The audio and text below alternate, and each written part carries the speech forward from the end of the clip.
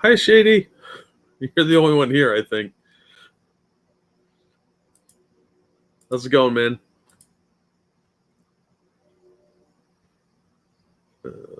Mute my own stream. Give me 1 second to close some tabs so that my system runs a little better. And then I'll get started here, even though, you're probably the only one that's here. 6 a.m. I don't think too many people are up.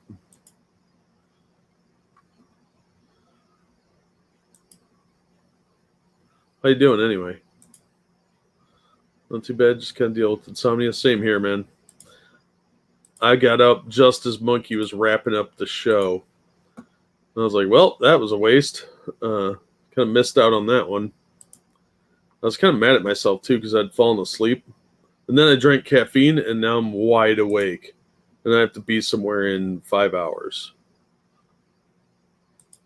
Which kind of sucks, because I'm going to probably be up most of the time, because if I go to bed, it's pointless. There's really no point in going to bed when you only have you might get 2 hours of sleep, Hey, Louie, it's only 3 a.m. It's 6 a.m. where I'm at. I'm on the East Coast.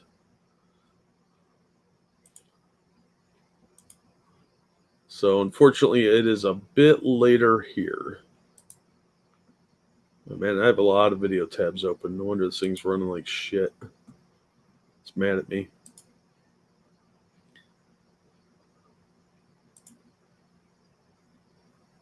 Yeah, I meant to do this earlier, but I had to pee. And then I thought, well, that took precedent.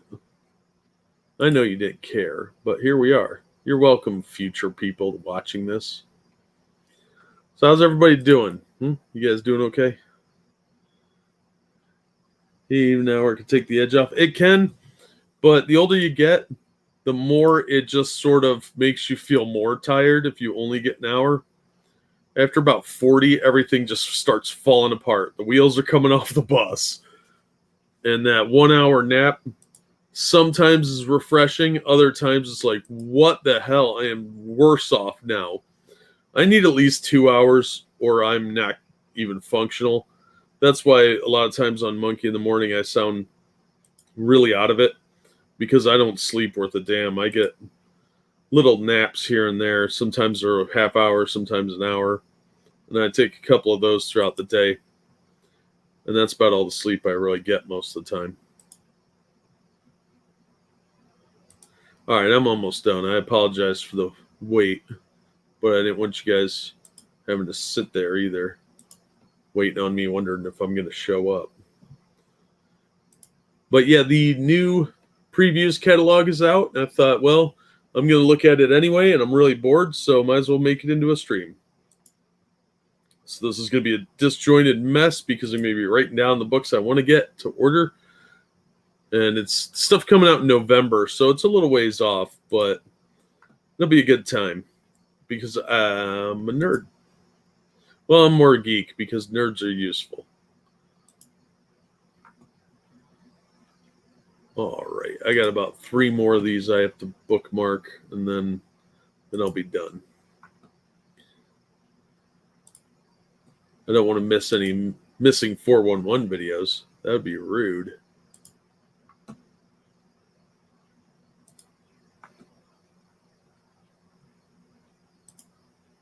Okay. Oh, no, 2 more. There's one on Bigfoot I was watching earlier.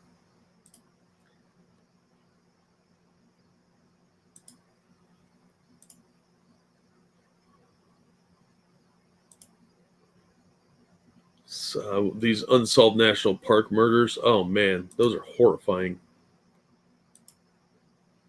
Okay, there we go. What's the difference between a nerd and a geek? Nerds have like skill sets. Geeks are just generally weirdos, I guess. I'm probably going to sleep, but figured I'd pop in and say hi. Hi, Jordan. It's good to see you. Hey, Ginger.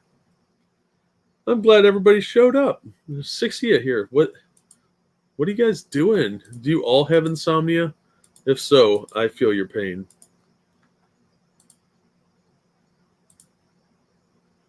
You're a nerd telling people which comics to avoid is useful. It saves them money. I hope so. I don't like wasting my money.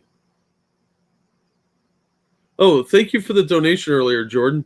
How am I supposed to send you money if you're not on MITM? I suppose like this or something. Take it easy, bud. I appreciate that, man. I was asleep. And yeah, I'm one of those guys. Every time I take a nap, Monkey goes live. It's like when he goes to bed, world events start going to shit. Riots break out. Afghanistan falls to pieces. That was all because Monkey went to bed. So every time he does that, bad stuff happens. All right. Yeah, I appreciate the donation, man. It helps a lot. I got bills to pay. All right. Oh, crap. I hate that. Hope none of you are epileptic. All right, yeah, this is just going to be kind of a blithering mess because I'm kind of bored and I wanted to look at the catalog. So here we are. But let me make sure everything's squared away. All right, not showing you my fatness or anything. Okay, this is the September catalog for the things coming out in November. These are the covers. This is their game trade magazine. And then the holiday guide. They charge for these because this is the order form. That's generally free, but they charge people $4. So for a retailer, it's usually about $2 or $1.50. It used to be $1.50. I think it's $2 now to buy one of these for your store. And most good stores will give you one for free because you're going to come in and buy a big pile of crap. But I've been to places that charge for them, and I don't know why you'd pay for it when you could go on the website here and look at it for free. The only thing you need is the catalog, or the order form, rather. And you don't even really need that because there are places that have the pre-order and subscribe things. They pay a service fee to do that through here. So you, instead of getting one of these, you just do it on here and you order everything, and it goes to your comic shop. But they pay a pretty hefty amount for that.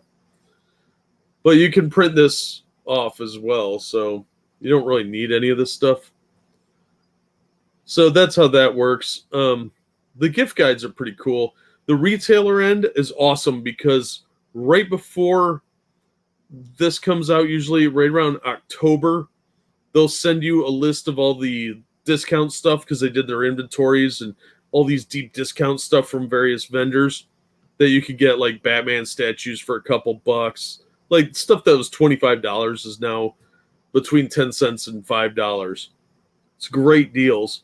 And then after Christmas, you want to save a little bit of money right around late January, mid-February, in that time, because that's when everybody's going to liquidate their stuff again because they have all the stuff left from Christmas that they couldn't sell. So being a retailer, you get to save mad cash at certain times of the year. I was buying mangas for 10 cents to $1 a piece, and I had stacks of that crap, and I just put them all at just over what I paid for them. Like the 10-cent ones I put for $1 to pay for the ones that wouldn't sell. I ended up giving a bunch of them away around Halloween too. And then the dollar ones I'd charge like $2 for, sometimes $1.50, and pay for another book. And then eventually you'd make pretty good money off that. Hey, Cassius. I saw you. I just didn't say hi. Hey, Pete. How you doing, man? So yeah, that's kind of how that works. Figured I should probably explain a little bit of the behind the scenes stuff on why people do this stuff. The previous catalog, I never understood people charging for that.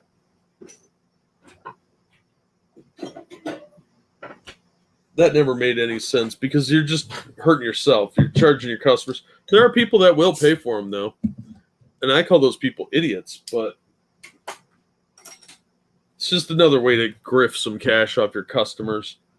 Because if they're going to order from you, why would you want to charge them for it? You don't have to give it to anyone either. It'd be like, look, if you're on the subscription list and you have a pull list, fine, I'll give you one of these for free, but only if you are going to fill out the form. And that's usually the easiest way to do it. Yeah, it's called a loss leader. You lose a bit of money in one area to make a bunch of money somewhere else. Grocery stores do it all the time. Hey, Bubba, how you doing, man? So, like, if you go to your grocery store and they have oranges on sale for like $2 for 5 pounds, it really costs them like $2.50, so they're losing 50 cents on each one of those. But the theory is you come in for that one item and you'll probably buy something else. You buy a candy bar at the checkout even, and they're making more money. And you'll buy something that's marked up in theory that they put in the general vicinity. So that's the general idea behind giving these away. It's just good business sense. So let's take a look at Image Comics here. Thing called Truth. Well, that sounds stupid. It's probably Orange Man bad. I don't like these blank covers. Oh, it's a chaotic LGBT plus road trip. Boy, did I nail that. Let's read this. Oh, look at that. Body positive woman of color and the chick from Ghostbusters. A workaholic scientist who wants to save the world and a woman who fears nothing but discovering her own destiny find themselves mixed up in a chaotic on-the-road adventure through Europe. Will they manage to find a middle ground between their opposing ways of life, at least for long enough to complete their mission? And could this trip lead to an unexpected romance? You know it will. Oh, man, it's Thelma and Louise with more obvious lesbians. Newburn, what's this? I haven't looked at any of this yet. Like I said, I was just bored and wanted to stream. Hey, Evolved. How you doing, man? No more bags and boards since prices doubled. Oh, that sucks. That blows, man. Yeah, I got to get some bags and boards. I'm way behind on that. But since I've been buying small collections and big piles of stuff really cheap, I got this huge collection of books from like the 80s. And there were a bunch of John Sables in there, but I got to get bags and boards for them. My comic shop guys are pretty cool, though. All right, this one's from Chip Zdarsky. Easton Newburn is a private detective without loyalties, investigating conflicts between rival crime factions. I'm bored already. A man's murdered after stealing from his own mafia family. I don't care. It's probably okay. Chip Zdarsky's a pretty good writer when he wants to be. It's when he tries to be funny that it sucks. Geiger 80-page giant. Monstrous 80-page of all new stories featuring Geiger as well as his allies and enemies. They look at all those people writing this. Peter J. Tomasi. Yeah, this is going to be another anthology book with a bunch of short crap in it. Yeah, I don't know. I'm going to put that down as a maybe.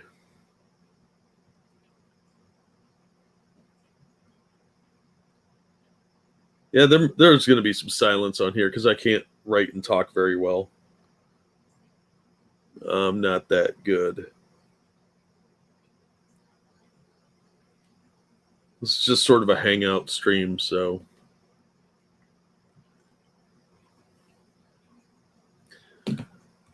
All right, let's see. Oh, wrong screen. Wow, Thelma and Louise meets Euro Trip. Yeah, but worse. Euro Trip was at least funny. Picked up Berserker 1 through 4. Oh, nice. That's a weird kind of Wolverine story. Oh, my voice just hit puberty there for a second. But yeah, I didn't mind the first 2 issues. I think is all I've read of it so far. I've got the others laying around. But yeah, it seemed okay. Wasn't anything stellar, but I didn't hate it. Geiger trade paperback for $10. It was 1 through 6.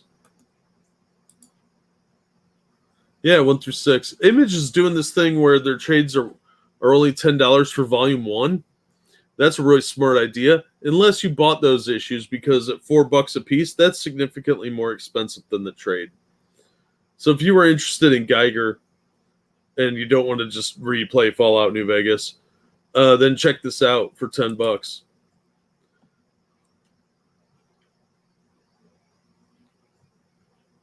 I might pick that up for $10. That's not a bad price. Girl Scouts Stone Ghost. What? Oh, Girl Scouts. Oh God, that art is shit. What is this? Squidbillies? Where's her other foot? What happened here? Is this like a Cool World knockoff? Weirdo Jim Mafford. He thinks he's funny. Returns to his creator-owned Girl Scouts universe for brand new 6-issue miniseries. Yay! Hilarious, over-the-top, psychedelic adventure will ensue, you guys. If you have to tell me that, it's not filled with any of that. So we got Weirdo with dyed hair, Squidbillies knockoff, shit art. No thanks. I will pass on that. Thank you very much. Oh my God, go away. And my internet's acting up a little bit, so don't be surprised if I cut in and out. I'm not really saying anything intelligent anyway. Ink blot. It's only 20 pages for $4, and it's kind of repetitive. Post Americana is trash. That's stupid. It's more America hating nonsense. Let's see what Phenom is. It's $7.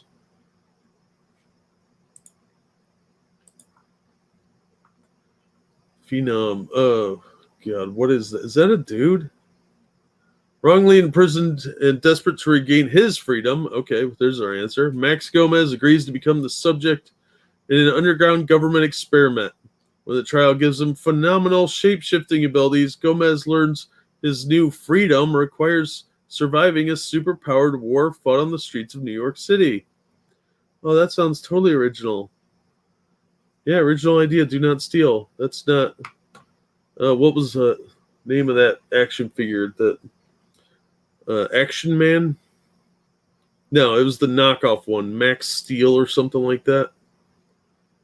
Radiant Black. Interesting idea. Really boring. And $10 for a random issue 10? Is that the final issue? Never to be reprinted edition. Experience in a whole new light. The never to be reprinted edition of Radiant Black 10 is printed with black light reflective fluorescent inks. So it'll probably give you cancer. Welcome to existence. Okay, well, the cover looks cool, but it's not $10 cool. You can just buy the regular cover for $4 and pretend it's get a real blacklight poster. Get an Iron Maiden one with Eddie coming out of the grave. That was an awesome one, by the way. Had that cool H.P. Lovecraft quote on the headstone. Ah, I'm so old. Scumbag, that's stupid. Shadecraft, silver coin, all garbage. What's furthest place from here? Let's see what this is. Post-apocalyptic coming-of-age story for 4 kids. From 4 kids walk into a bar. Oh my God, that is one of the worst comics I read the year it came out. Possibly ever. It made no damn sense at all. So stupid. That art is dog shit, just like that book was. Look at that. There's nothing here that would say buy this. It's just an abandoned looking building. If I want to go see abandoned buildings, I go to Detroit. It's not that far from me. I go to the hood and see this. The world's ended. All that remains are gangs of children living among the ruins, but Sid believes there must be something more out there. When he disappears into the wastelands, her gang will risk... her gang? Okay. Risk everything to bring her home. Does she have a water chip? Story about the things that matter most. Your survival, your loved ones, and your record collection. Wow. Triple size first issue. Oh boy. That sounds like I'm not buying it. I'm in a bit of a mood. Sorry. Hey, Mark. How you doing, man? Hello, another comic stream. Yeah, I'm bored. Her feet were really creepy. Yeah, right? Adventure Man. That could have been cool, but the backstory to it was cooler than the main story. They had these like flashbacks of this Doc Savage type character. It was really cool. And then they jump forward and it's a bunch of like frumpy lesbians. And they were like diversity hire all around. It was stupid. It was so stupid. America's Got Powers. That's so original, guys. Original idea, do not steal. Ascender, trash. Coffin Bound's trash. Choose trash. Oh, these are all trash. Darkness, complete. Ooh, volume 2, volume 1, $30 from trade. Hardcover's $50. I'd rather get the hardcover of these because it just holds up better on the bookshelf. I take good care of my stuff, but the edge scuffings on trade paperbacks is a nightmare because if you get stuff too tightly bound in the on the shelf there and start to pull it out, it's gonna get all jacked up. Dude, the mood is good. The sarcasm and bluntness is enjoyable. Yeah, thanks, man. I turn into kind of an asshole when I'm tired. So, hey, Sherry, how you doing? Yeah, pretty much, Mark. Witchblade complete trade. I never really got into Witchblade. I remember reading the first couple issues. I picked them up because I thought the art looked neat, but I really didn't understand it very well because it's like this is just kind of weird. Because I didn't read the Darkness until after that. If I remember correctly, that's how it went. But I didn't understand either one of them. I didn't really see what they were getting at because I'm a superhero guy. But I kind of liked them when I reread them years later. It was like 5 or 6 years later. I read a couple issues and I kind of liked them. But I just never tracked any of them down. They were fairly expensive for a while there. But they're ones I'd kind of like to go back and revisit at some point. Because I reread the issue 1 of Darkness. They did a facsimile edition. And it was more fun than I thought. But the art style is definitely something that's missing these days because it was pretty quality. I think Mark Silvestri did a lot of that stuff. And I flipped through a couple of the complete or the omnibus editions that they had at the comic shop before, and they were pretty cool. I'm off to bed. I'll watch the stream later. Have a good one. Oh, have a good one, Ginger. Thanks for coming out. I'm always glad to see people. There's 11 people here. Oh my God. Do any of you go to bed? No, because daytime sucks. Daywalkers are boring. I saw the anime Witchblade and it has nothing to do with the comics. That threw me for a loop. Oh, I didn't know they did an anime. I saw the live action TV show. That chick was hot. I had such a crush on her. I didn't watch the show. I just looked at pictures of her, and she had a nice rack and a nice ass. My ex-girlfriend's dad had a Darkness poster. She said it was an original. Oh, that's awesome. Hey, Megan. How you doing? Good morning. We're just looking at the new previews catalog because I'm bored. And I'm drinking more caffeine because screw sleep. Sleep is weakness entering the body. Death or Glory. That was such a disappointment. The way they set up the story for that could have been really good, but it really just had no selling point. Like they set up this premise, but then it just turned into like the transporter, and it was kind of boring. They took every chance it had to be cool. It veered off into like wandering dialogue and nonsense talking, and nothing cool happened.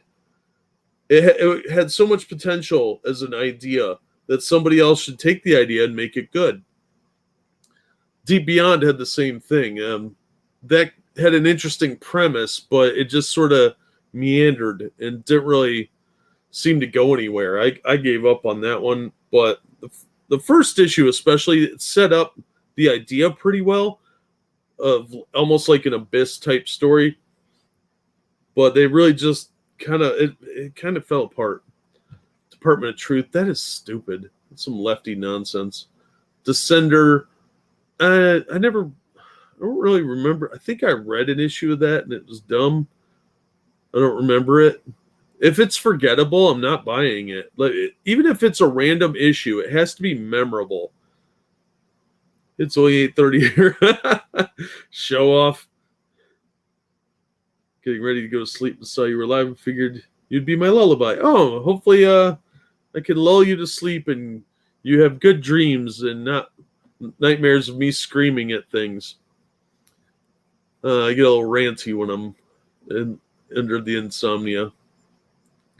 This die, again, a lot of these books just need editors to guide them in the right direction, but they don't take advice or criticism well. So if you say, hey, if you tweak this here, that would make the story make more sense, or what about this? They don't listen to any of that input because their vision takes precedent. And I understand that, but sometimes you have to take the criticism to heart and maybe steer the ship a little bit to one side or the other. Excuse me. Dynamo 5 post-nuclear. That sounds dumb. It could be good, but some of these are hard to tell. J. Farber. There's a fat dude, black chick, some dude with no face. Okay, I don't know what this is. Yeah, it could be good. I don't know. It's only $10. I'm not buying it, but maybe it'd be interesting for $10. Echo Lands, no, I'm not interested in that. Fear Agent, don't care. Firepower, buy it and trade. Frontiersman, don't care. They must have stockpiles of the stuff. This Geiger did not go over well at the shops that I go to. They all have stacks of them sitting there. That's why they're doing these offered agains. They expected huge sales. And the first couple issues did okay, but it's really petered off. So they got big stacks of this shit everywhere. What's kind of surprising, the covers are awesome. Like, look, Scareglow's on the cover. That's what he looks like. He looks like Scareglow. So the covers are fantastic. The art is beautiful in the book, too. This is European X-Man. European X-Men. Jeez. That's just lazy. Good Asian. That book is stupid. It's a miniseries now. It's 10 issues. Girl Scout Magic Socks. Oh my god, another Girl Scouts book. Oh boy. Gunslinger Spawn. I'm probably going to buy that. Because he looks really cool. That's an awesome cover, too. I'm going to write that down.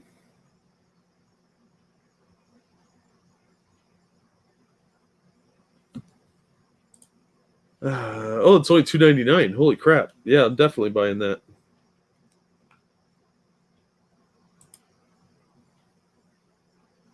Hell Cop. I don't remember reading this one last time. Look at that. How do you take a robotic fly with the dude sitting on it and make it look boring? Apparently like this. Like, this does not look dynamic at all. He's askew in the picture. He's not centered. He's not this focus. The fly is. So if you want someone to buy this, you want to shift this over, have some dynamic lines coming off of it. This is just two different pictures that were photoshopped together. It looks boring. The color scheme is not exciting. The leading lines don't even lead up to the guy, except for these here. But the lines just kind of go off to nowhere. See how all these lines here just sort of go over to nothing? The part in this should have been tilted the other way so that this clear spot here was angling toward the fly. If they'd shifted the fly over here, it probably would have worked better, but you'd want to flip this image so this was over here and these lines looked more like they were pointing here. This is just artistically bad from an aesthetic standpoint. Simple photography 101 would have taught you use a 9 grid and use your leading lines to point to where you want the eyes to look. As it is, this line and these lines lead you up into this general area where your eye is drawn. And these lines here are just distractions because they don't lead up to him. If you draw a diagonal line, they go over here. And this one goes over here. What you wanted was these legs to come out more so that they seem to indicate toward the center of the body. And then this line here would lead you to him. So you'd need to switch the perspective on this so that this was over here and it led diagonally up to the guy. This is just bad art. And it's not even the technical drawing of it, it's the perspective of it. This artist probably isn't formally trained. Or they're lazy and took two images that weren't related. Yeah, they don't even make it sound interesting. Framed for a murder he didn't commit. Blah. Every crime book ever. That's stupid. Let's see if the other cover's any better. Yeah, see, this one's better. He's positioned in the center of the image. These lead down toward him from your perspective. This face here should have been darker, though, because it draws away from his face. He should be highlighted as if magic light from nowhere was highlighting his upper torso here. See how this is lighter here than it is down here? That's how it should be. But these light colored faces clash so much with the darkness around them that they detract from where your eyes should be looking, and they draw your face, your eyes somewhere in here. So if you look at it, these are darker, and they don't draw your face toward these are actual faces. So even with these lines here, they kind of draw you to the center here, which would draw you down to the highlighted area, which unfortunately is this here. So, and this has good negative space. There's nothing in here to distract you from the central focus, which is whatever the hell he's sitting on. It's a giant squid or something. But yeah, this is just badly done. This line right here draws your eyes down, but these are too light, so it can actually draw your eyes up, and you end up looking at his hair or somewhere under their chin. So yeah, this one's better, but again, the lighting doesn't make a whole lot of sense because this is just some generic sun picture clouds that was photoshopped up, it looks like, or was made in a Bob Ross class. If they were smart, they would move this up a little more up in here so that you had like a reason for his face to be highlighted. It would look like sunbeams were coming down from over here onto his face, and dulled this into more like this color over here. All those photography classes I took just paid off. In Hell's photo, do it different. That's why it's Hell Cop, it's Hell. Yeah, well, in Hell, apparently they don't need leading lines. How many comics in your collection, Jack? Right now, probably about 6,000.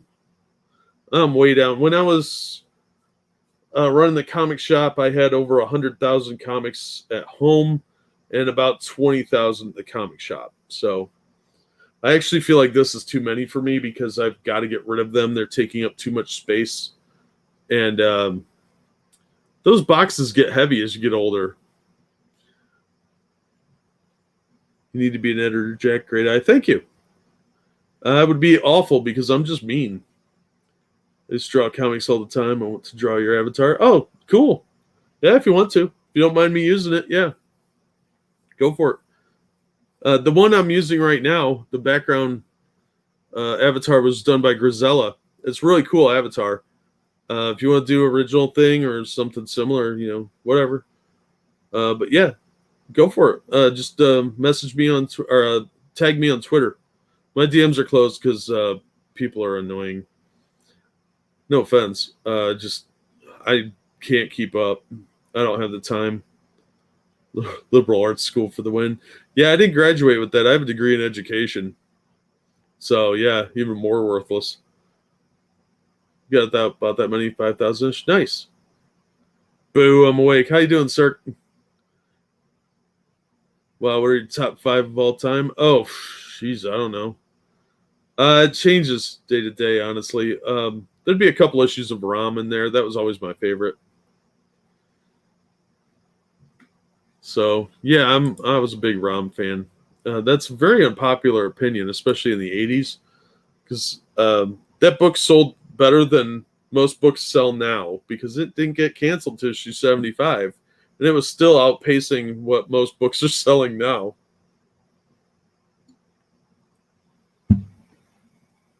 Morning, Road Dog. You didn't miss much. I was just complaining most of the time for like 10 minutes. Play Demon. Oh, this is the other Hellcop cover. That is just lazy. Like, there's no detailing in the face. Yeah, you get all this tattoo work, but even that looks kind of generic snake skin.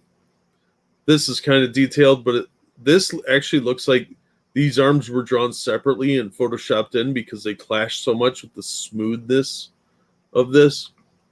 Plus, the background's really boring. It's just kind of lazy. I don't know. I'm sure the detailing on the arms was a lot of work and the tattoos, but the rest of it looks like you got bored with it. Homesick Pilots Don't Care. Invincible hoodie, $40, $44. Wow, if you're 4XL, it's $44.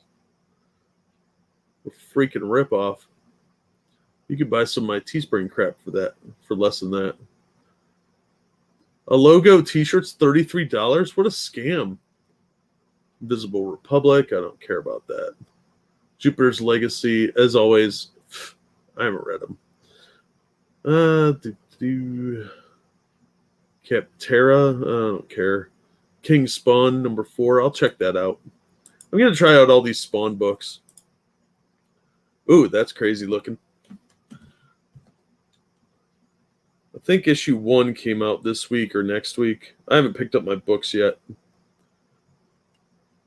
I got to do that tomorrow or later today after my lunch engagement. So let's see. I have my list right in front of me, actually, for what I have to pick up. And it's next week's. Next week has King Spawn. And that should be cool. So, yeah, I'll pick up first couple issues to see if it's any good. I have high hopes because McFarlane's putting a lot of work into it. And if it's good, then it'll replace a Marvel book in my weekly list, or monthly list, rather. So I have no problem supporting good comics. Low, I'm not buying that trash. Magic Order trash. Man-Eaters is garbage. But women that turn into cats when they are on the rag, that's disgusting. There's so many tampon jokes in those. Oh, so gross. I don't know who the audience is. Marika and Dolfo's Sweet Paprika. No, thank you. Midnight Nation, don't care. Mom, Mother of Madness, offered again because they couldn't sell enough of them. Alternate cover, sketch cover, because you want that for some reason. Nita Hawes Nightmare blog. Why would I buy a comic book about a blogger? Give me a good reason. This title tells me nothing. That's generic. That could be somebody's Tumblr page about their mom. Is that blackface? What the hell am I looking at? That looks like blackface. I know it's not supposed to, but for a sec, I was getting Al Jolson vibes for a second there, and that's not cool, man. Ordinary Gods, don't care. Outer Darkness, don't care. Paper Girls, trash title. Primordial, boring. Rat Queens is really boring. Very poorly written. The art style's crap, too. Oh, tee-hee. I'm surprised she's not doing a Naruto run. Garbage. Second Chances, don't care. 7 to Eternity. I've heard that's good, but there's like 3 volumes of it. The art's not bad. It's a little bit not my style, but it's good for what it is. I'd probably check it out if I could find it cheaper than $17. $10 for the first volume's fine, but I don't know. I just refuse to pay full price anymore. Yeah, the audience, who knows, dude?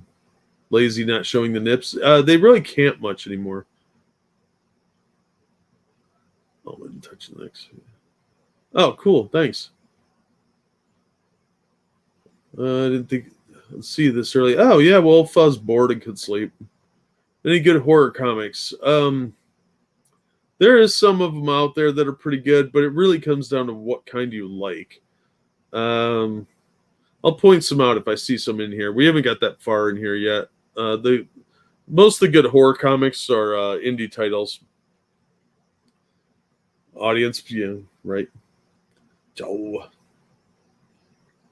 Is that cover really just a blank cover with the word mom written on it? Yeah, that's they do blank covers now so that you can meet the artist and have them draw you a picture on it. I think they're stupid. It's a great scam to not have to do a cover. Justin Trudeau in comic form. Sex criminals, lesbian porn. No, it's about people that can stop crime by having sex, or stop time rather, and then they go commit crimes like bank robberies while the world is frozen. And then there's like somebody that's has the same ability, beating them to stuff. It's a novel concept, I suppose, but time stop porn is a thing in Japan, so it didn't really do anything for me. But but I guess it's got a fairly good following. It sells pretty well at the one shop I go to. Hey, Pete, how you doing, man?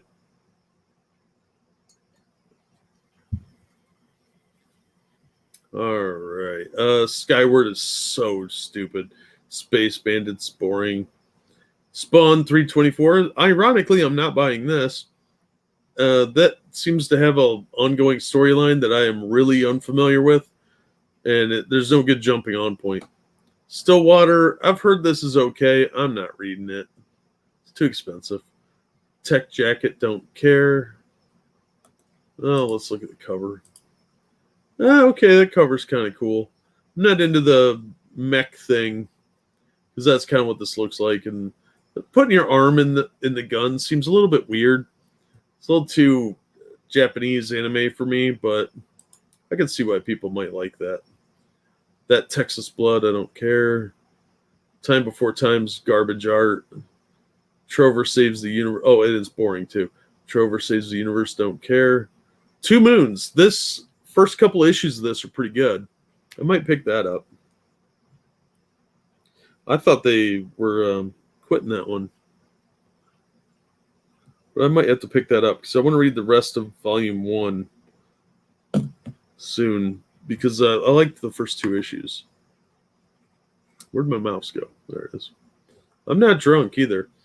Undiscovered Country is stupid. It's got nothing to do with Star Trek. Vinyl, dumb. Walking Dead Deluxe. You already got enough of my money, you bastard. We Stand on Guard. What's this? I don't think I've heard of this. Oh, it's Brian Vaughn. Saga writer Brian Vaughn teams with Hollywood storyboard artist Steve Scocci. Shit art. Absolute dog shit art. Steve Scocci's a terrible artist. For subversive, action-packed military thriller set 100 years in the future, follows a band of heroic Canadian civilians turned freedom fighters who must defend their homeland from invasion by a technologically superior opponent, the United States of America. Collects 1 through 6. Well, it'd be a short walk in the park for the most part. Canadian Special Forces are pretty badass, but sorry, Canada, we could just overwhelm you with numbers and bears. Wicked, you'd win in winter, but that'd be about it. The Wicked and the Vine trash. Didn't expect you to be streaming tonight. Oh yeah, I wasn't planning on it. I was just couldn't sleep and was bored, and the new catalog came out for comics, so I thought, well, might as well do something and pretend I'm being productive. YouTube notifications on point. How you doing, Oki? All right, let's go over to Dark Horse Comics. Hellboy, Bones of the Giant. That's probably fine. Who's writing it? Oh, Mike Mignola and Christopher Golden. They're both pretty decent. Mignola's got great ideas. Christopher Golden's a decent writer when he wants to be. Although he did do that Punisher story where he was an angel, an avenging angel. I actually thought the concept was okay because it was sort of the reverse Ghost Rider. It was an angel version. And it had potential, but not with Frank Castle. Someone else would have been better. Joy Operations, Brian Michael Bendis. Oh boy. He's moving a lot of his Jinx World stuff over to Dark Horse, and apparently he's doing some indie work for them too. Probably because he sucks. 25 years from now, Joy's an envoy. Special agent. Well, I don't care. This sounds boring. I'm already bored with it. Brian Michael Bendis, fuck off. American Gods, bar set. Okay, some cups. Art of Anthem. Oops. I gotta keep my mouse away from the edge there. It goes to the other screen, and then I can't read chat.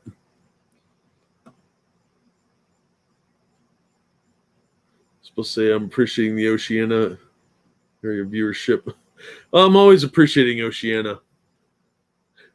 You guys come out. You guys come out and watch.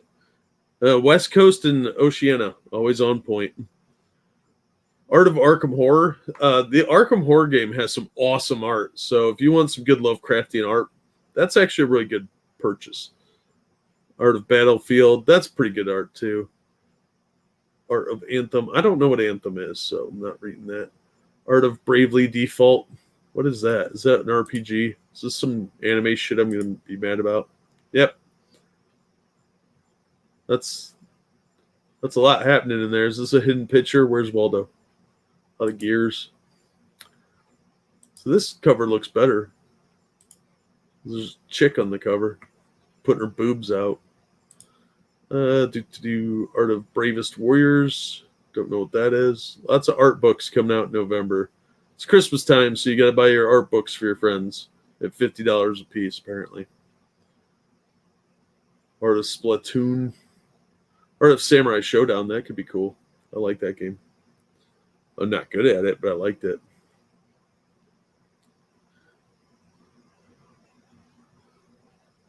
Let's see. Art of The Last of Us. So it's bad.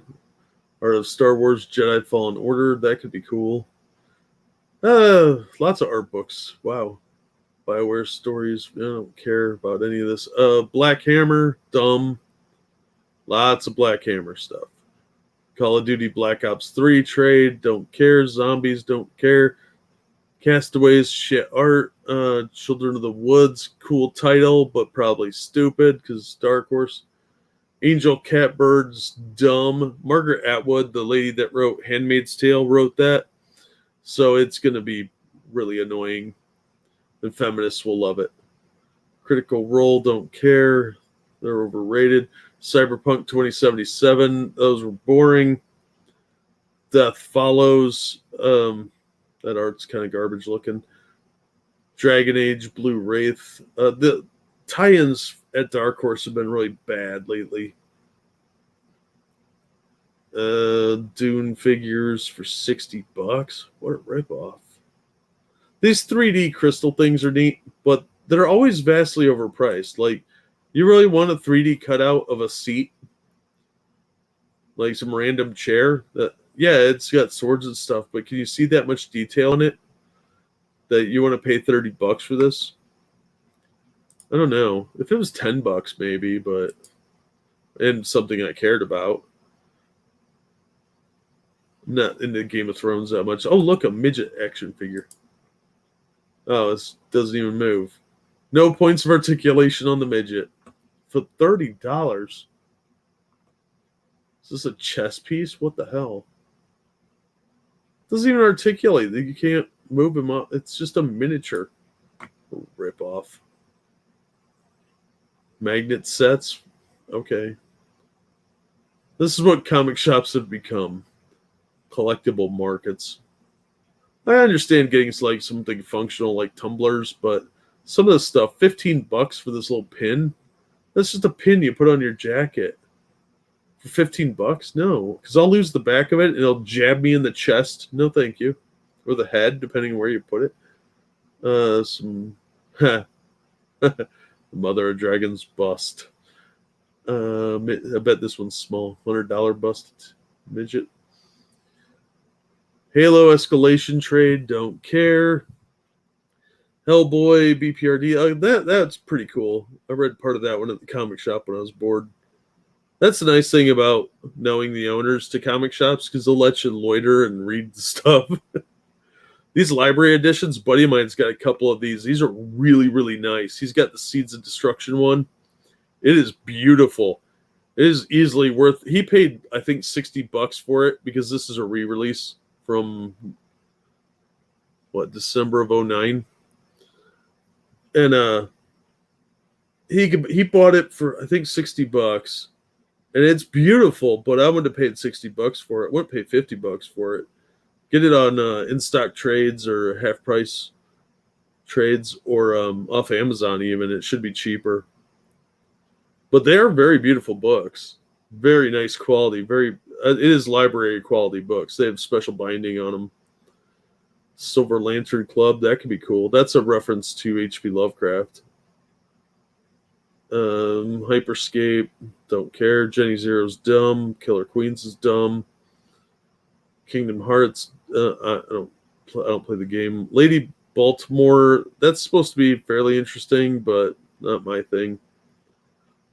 Last Fight Out, don't care. Zelda, not for me. It's for video game people.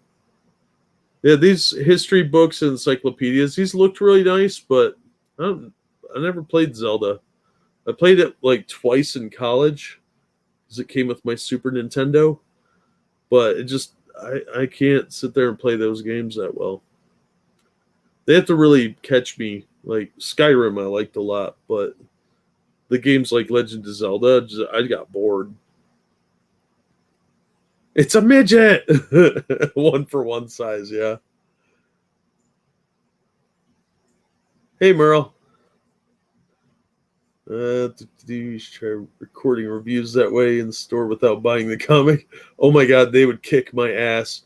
Most of the places I go don't even know that I have a YouTube channel. No Fallout comics. I don't think they did any Fallout comics. I know there were some art books, but I don't remember seeing any real Fallout comics. Oh, thanks, Circus Zero. Pretending to be productive money. Oh, thanks, man. I appreciate that. Yeah, I'm real good at pretending to be productive. Not supposed to let them know you do it. Yeah, right. Uh, no, I don't talk about it because a lot of them are very left wing, so they don't want to hear my right wing nonsense. Because to them, I'm an extremist. Where I'm really not that extreme. Although I would bang Blonde from Blonde in the Belly of the Beast. That girl, whew, she's a firecracker. Um, to quote my grandfather, apparently I'm channeling him at 6 a.m., 7 a.m. Lucky Devil, that's stupid looking. Mass Effect, Discovery, I don't know anything about that. Maze Book looks dumb. Minecraft, fuck Minecraft. What are you, 12? Near Automata, don't know what that is. Miniature Final Fantasy, No Adventure Too Large hardcover. That sentence makes no sense. No One Left to Fight 2. I didn't care about the first one. There's a trade paperback for the first one. This is the Aubrey Citizen one. Yeah. Look at that. Gender weirdos. Their obsession with dyed hair. Aubrey Citizen is a garbage writer. I remember seeing the digital version of that. It was stupid. I actually have one he did as a Kickstarter. I'm going to refrain from mentioning how I got it, but it was about some bounty hunters or something. I haven't read it. So somewhere on my hard drive. It's stupid. Cost me like $2. Norse mythology hardcover. These could be good, I guess, but it just really wasn't for me. I got to reread those. I read them when I was half awake. Orville. I don't care about the Orville. I heard it's a funny show or whatever, but I just don't care about it. I don't like Seth MacFarlane. Parasomnia. No, that one sounded cool until you read the description. Like the title's cool. Plants vs. Zombies. Kids love that book. I don't know why. Resident Evil Biohazard document file. These are kind of cool if you're real into the games. But $30 is a bit much. I'm not that big of a nerd anymore. Savage Hearts, don't care. Secret Land, don't care. Sin City, these are awesome. Big Fat Kill. Volume 3, 4th edition, $100, deluxe hardcover. Or you can buy the trade paperback for a fourth that. But these hardcovers are really nice. I've seen those. StarCraft trade paperback. Don't care about StarCraft. Stranger Things. These were boring. Like, surprisingly boring. I read a couple of them. The Science Camp one that's down here. That story was so predictable and pointless. It was literally a Scooby-Doo mystery without the work. The Minecraft comics, ha ha ha, right? Yeah, Monkey might like the Mass Effect ones. I don't know. I think they have a couple of novelizations too. Orville better than the new Star Trek. That's a low bar. Yeah, absolutely. Evolved.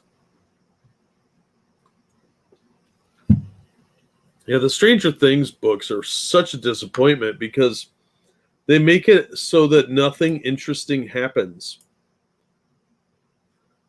Like, I like the TV show and it's got some cool concepts, but instead of making new characters that go on a different adventure to the upside down or something like that, they just sort of like play it safe with the characters. Like this one, the fat kid, whatever his name is, Dustin, he goes to Camp Nowhere, and it was the adventure he had at Camp Nowhere in between seasons 2 and 3.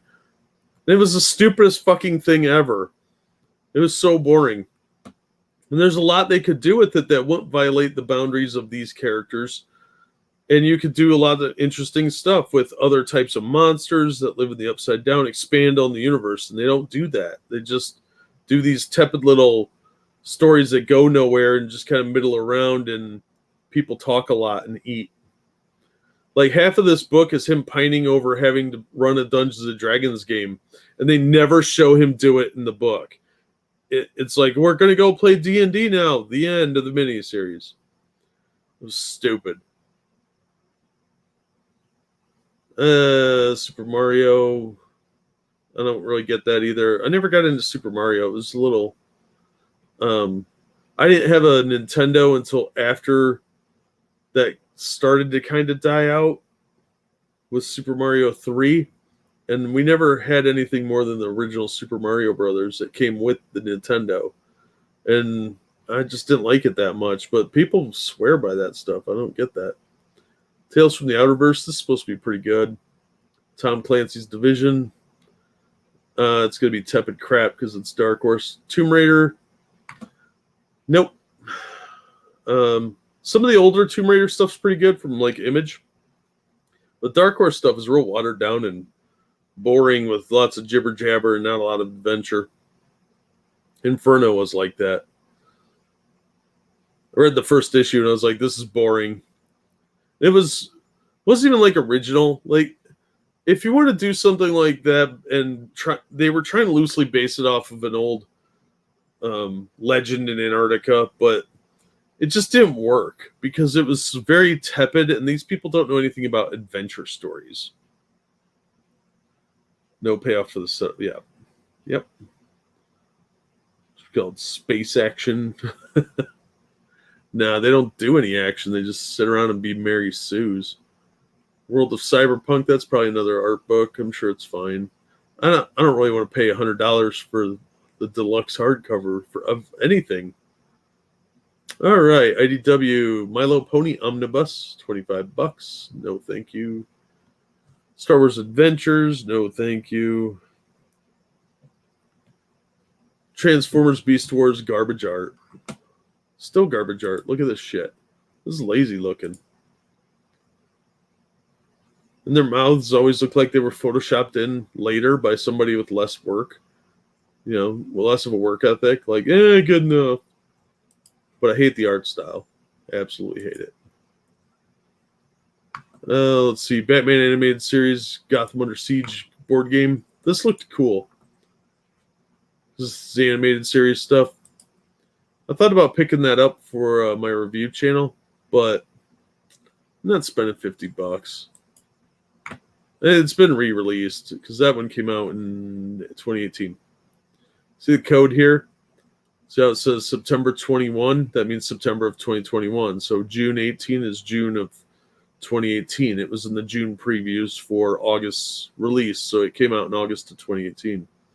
Whenever they do a re-release, that's how you can tell, because they'll put the code in there.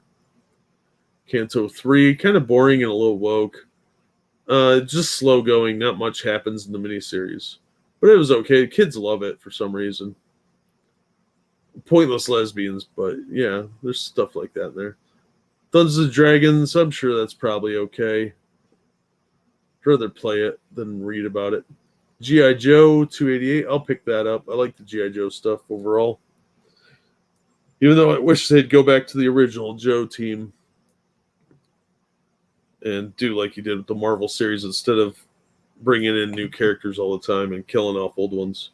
They killed Snake Eyes off like 10 years ago. And there's 2 new Snake Eyes. They had to have a guy replace him, and then they had a girl come in because they had to have girl Snake Eyes. My Little Pony Generations issue 2. Got any bronies in the audience? You probably want to see this. What is this? Harry Potter, the pony, or what? What's going on there? What happened? That's like a bent penis on her head. I'm assuming it's a chick. Grackle and Dyer, the young granddaughters of the evil witch Haida, have set out to destroy all of Ponydom. Oh no. And even worse, their plan might be working. Friendship begins to fall apart as their lackeys Black Bell, Shadow Storm, and Violet Shiver wreak havoc in Ponyville. I don't know anything about My Little Pony, so. Slap cat game. You shouldn't slap cats. Kitties are good boys. They didn't do nothing. The slap cat plays a mad scientist attempting to assemble the world's most adorable cat. Draft cards by quickly slapping them as they are revealed. Oh, it's Slapjack. Earn points for kitty fedoras, bows, balls of yarn, and more. But be careful, slap too soon and you can be left with a handful of fish bones. It sounds cute, but not $20 cute. Maybe for like $3 or $4. Oh, the Mirror War. This is going to be cool. If you're a Star Trek fan, I'd recommend checking these out. David Tipton and Scott Tipton are good writers, and they do a lot of the Star Trek miniseries stuff that's actually good. Some of the stuff's just mediocre, but I'm going to check this out. They've been doing these Mirror Universe stories for a while now, and it's been kind of building up to this Mirror War. Return to the Mirror Universe of the Next Generation with this brand new series from these guys. When one of Picard's secret supply caches is raided by the obnoxious Okona, putting an obstacle in the way of the crew getting to Fundori, the captain vows revenge. Meanwhile, Worf remains on their tail. So there's Cardassian getting shot down here. There's Worf. There's bald Geordie LaForge. So that could be cool. I'll check that out. Star Wars Adventures. That's a cool cover for a pinup. See, the IDW has way better covers on their Star Wars stuff. The interior art varies, but that's a cool cover. I'd consider buying that just because the cover's cool, because I'm an impulse shopper. But then you see this other one, and it's like, meh. Like, this one's kind of blah. That's the same issue, too. So I'd rather get the X-Wing cover. High Republic, fuck off. Tonari game. What's this? Is this going to be cool or stupid? Oh, it's some sort of boat game. A small island of something I can't pronounce has been hit by a terrible storm, leaving the village with only a single fishing boat. Well, that sucks. Each hoping to prove themselves the village's best fishermen, 2 to 4 players take turns moving the boat marker around the island, collecting fish tiles they land upon at the end of the day. Each player with the best haul wins. Okay, sounds like a simple game. Ages 10 and up. Yeah, it's probably fine. Transformers. I'm dropping that one. Grimlock. I picked up issue 1 of that because I thought the cover was neat. And it looks like it's pretty good. So I got to read that one. It's near the top of the stack. I might keep picking these up. Steve Orlando's real hit and miss, though. So we'll see how issue 1 goes before I even order any. Shattered Glass is just socialism, the comic book. Wreckers, don't care. Usagi Ojimbo, I'm absolutely buying Usagi. I love that book. That is one of the best books out. And there's 2 of them coming out this month because you've got regular Usagi, issue 24, and then Dragon Bellow Conspiracy, issue 6, which is the final issue.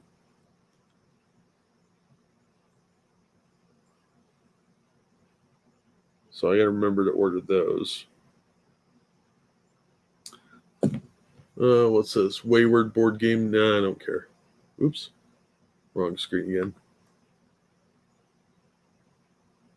Girl Snake Eyes is just Chinese women. Too crazy. I don't know, Mark. That's a good question. I'd have to ask a Transformer, and I can't do that right now. All right, Hulk. They're rebooting this yet again. Donny Cates is doing it, so it might actually be good.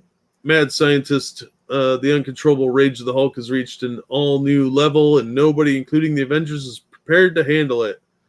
Oh, God. But is it really the Hulk that people should be afraid of, or is there something missing to this puzzle? See, Donny Cates is a decent writer. He's not great, but he's also not as good as he thinks he is. He can be really good when he tries, but he's been getting an ego lately, and it's really, really annoying. But I might try this book, get the first issue, see if it's any good. The last Hulk series was such trash. That Immortal Hulk, it was lecture book. If I want to lecture, I'd go visit my parents. Marvel previews doesn't matter. Alien original years. Those are reprints of the the Dark Horse books, and most of those were pretty good. The early stuff, anyway. So they're overpriced at $125. That's like a $50 book. Amazing Fantasy had a lot of potential, but boy, the interior art of Carrie Andrews is just it. See how beautiful this is? This is mostly the colorist, because when you look closely at it, the faces look a little weird sometimes. The interior art is way more noticeable. It's very cartoonish, like you would read in the funny pages in an old newspaper. And it's fine if you're doing that kind of story, but this is a superhero book, and it's the wrong type of art. Plus, the story was just kind of... I mean, you had Captain America riding a giant cat bird thing, and he had a shield and an axe, and it could have been awesome, but it just was kind of meh. So that was disappointing. This is a take off the old RPG. So yeah, variant cover, a little homage to the original role-playing game of Marvel. But you can kind of see here what I'm talking about. Like, the legs don't look proportionate. Her thigh is really big here, like a Popeye kind of look on her thighs, and her leg probably shouldn't have this divot out of it. But Spider-Man, like, you look at his from a glance, it's fine, but then you notice like this leg here doesn't make any sense because of whatever this knot thing is, and his knee is up here. So this is like his calf, and then he's got, it's actually the bottom of his heel here, but this section here doesn't make any sense. And this looks like this leg is not connected to this body, and he's twisted in a weird way too. So I just don't like that art style. Just not my deal. Amazing Spider-Man 78. Daughters of the Dragon. Oh boy, Misty Knight's gonna be a main character, isn't she? Jed McKay. Yeah, you're hit and miss, Jed. Sorry. Not interested. And it's gonna focus on these two chicks, because that's what they always do now. This is an homage cover too, 79. That's an homage to an earlier Spider-Man issue where there was a giant creature thing here.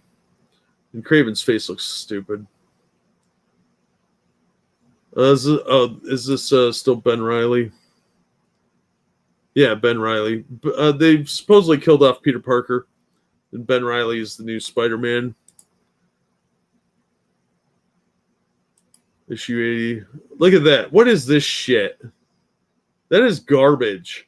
That's some weird, freaky thing that you'd see on Tumblr or DeviantArt.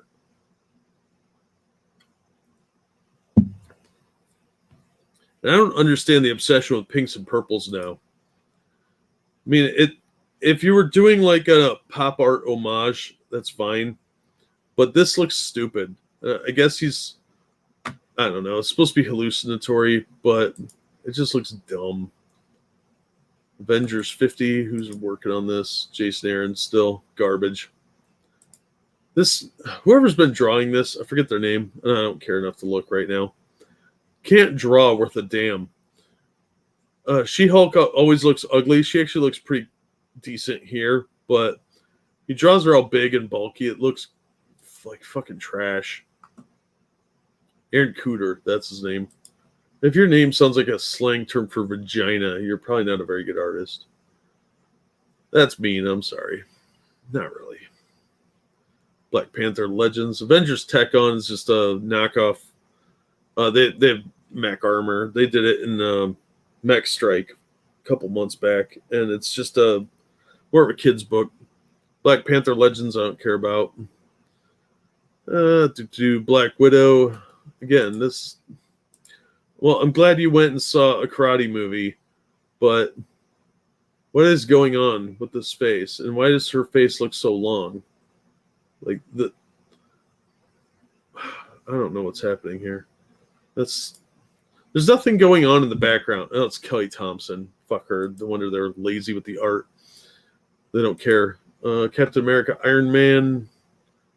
Okay, that cover looks badass. It's Alex Ross. I like that. The shield probably shouldn't be that reflective, but that's cool looking. And the reflection in here should be Alex Ross's easel as he's drawing them. That'd be funnier. Derek Landy, I don't know who that is off the top of my head. Government agent turned Hydra provocateur stages a daring breakout on her way to prison, attracting the attention of both Iron Man and Captain America. When Steve and Tony realize they both have a connection to the slippery fugitive, they team up to track her down, only to discover she's not the only player on the board, with bigger plans and sinister motives. That might be okay. I'll write it down.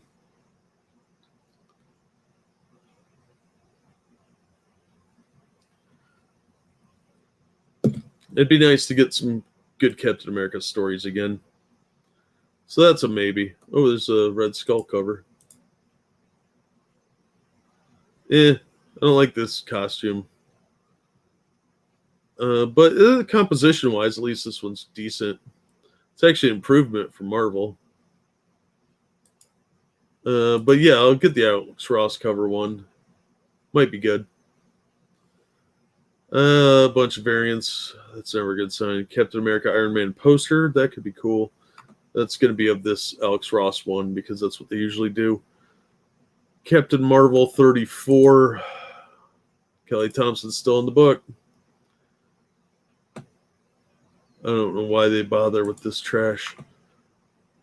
Daredevil's coming back finally. They're wrapping up the Elektra as Daredevil storyline. I like this costume. It looks cool. But I don't know why her hair's hanging out. I know it's for art aesthetic, but have a little bit of combat awareness, people. But yeah, I heard this arc was good. His writing is just on this book is just so slow. So I'm just going to get it in trade paperback. But they're canceling the book. This is the final issue. It's an oversized issue, so they charge you another $1 to give you 5 pages. So, yeah, apparently this is some important story, but they're bringing Matt Murdock back, supposedly. So I guess there's going to be a new creative team in December or January. Dark Ages. This is where the power goes out, I think. Yeah. The light's out. So there's Apocalypse, Mr. Fantastic. I don't know. Whatever. The Earth has been plunged into darkness. This is the big event for the fall.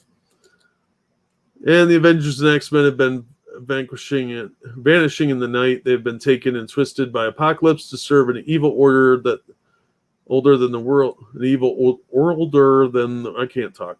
I'm tired. A group of heroes will assemble to travel across the dark planet in a desperate attempt to rescue their friends and save civilization already on its knees.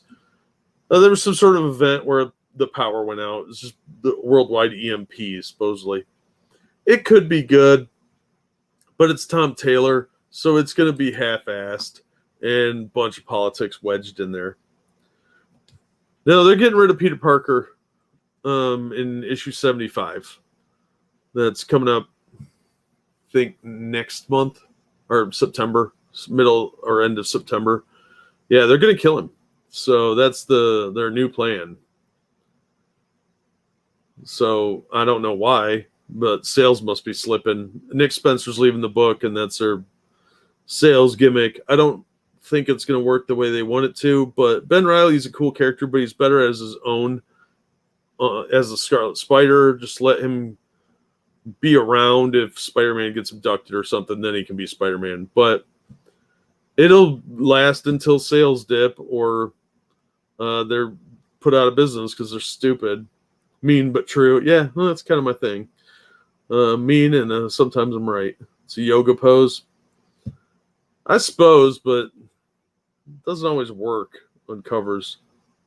Kim Possible BS for Black Widow. Yeah, it looks just like Kim Possible, come to think of it. You're not wrong.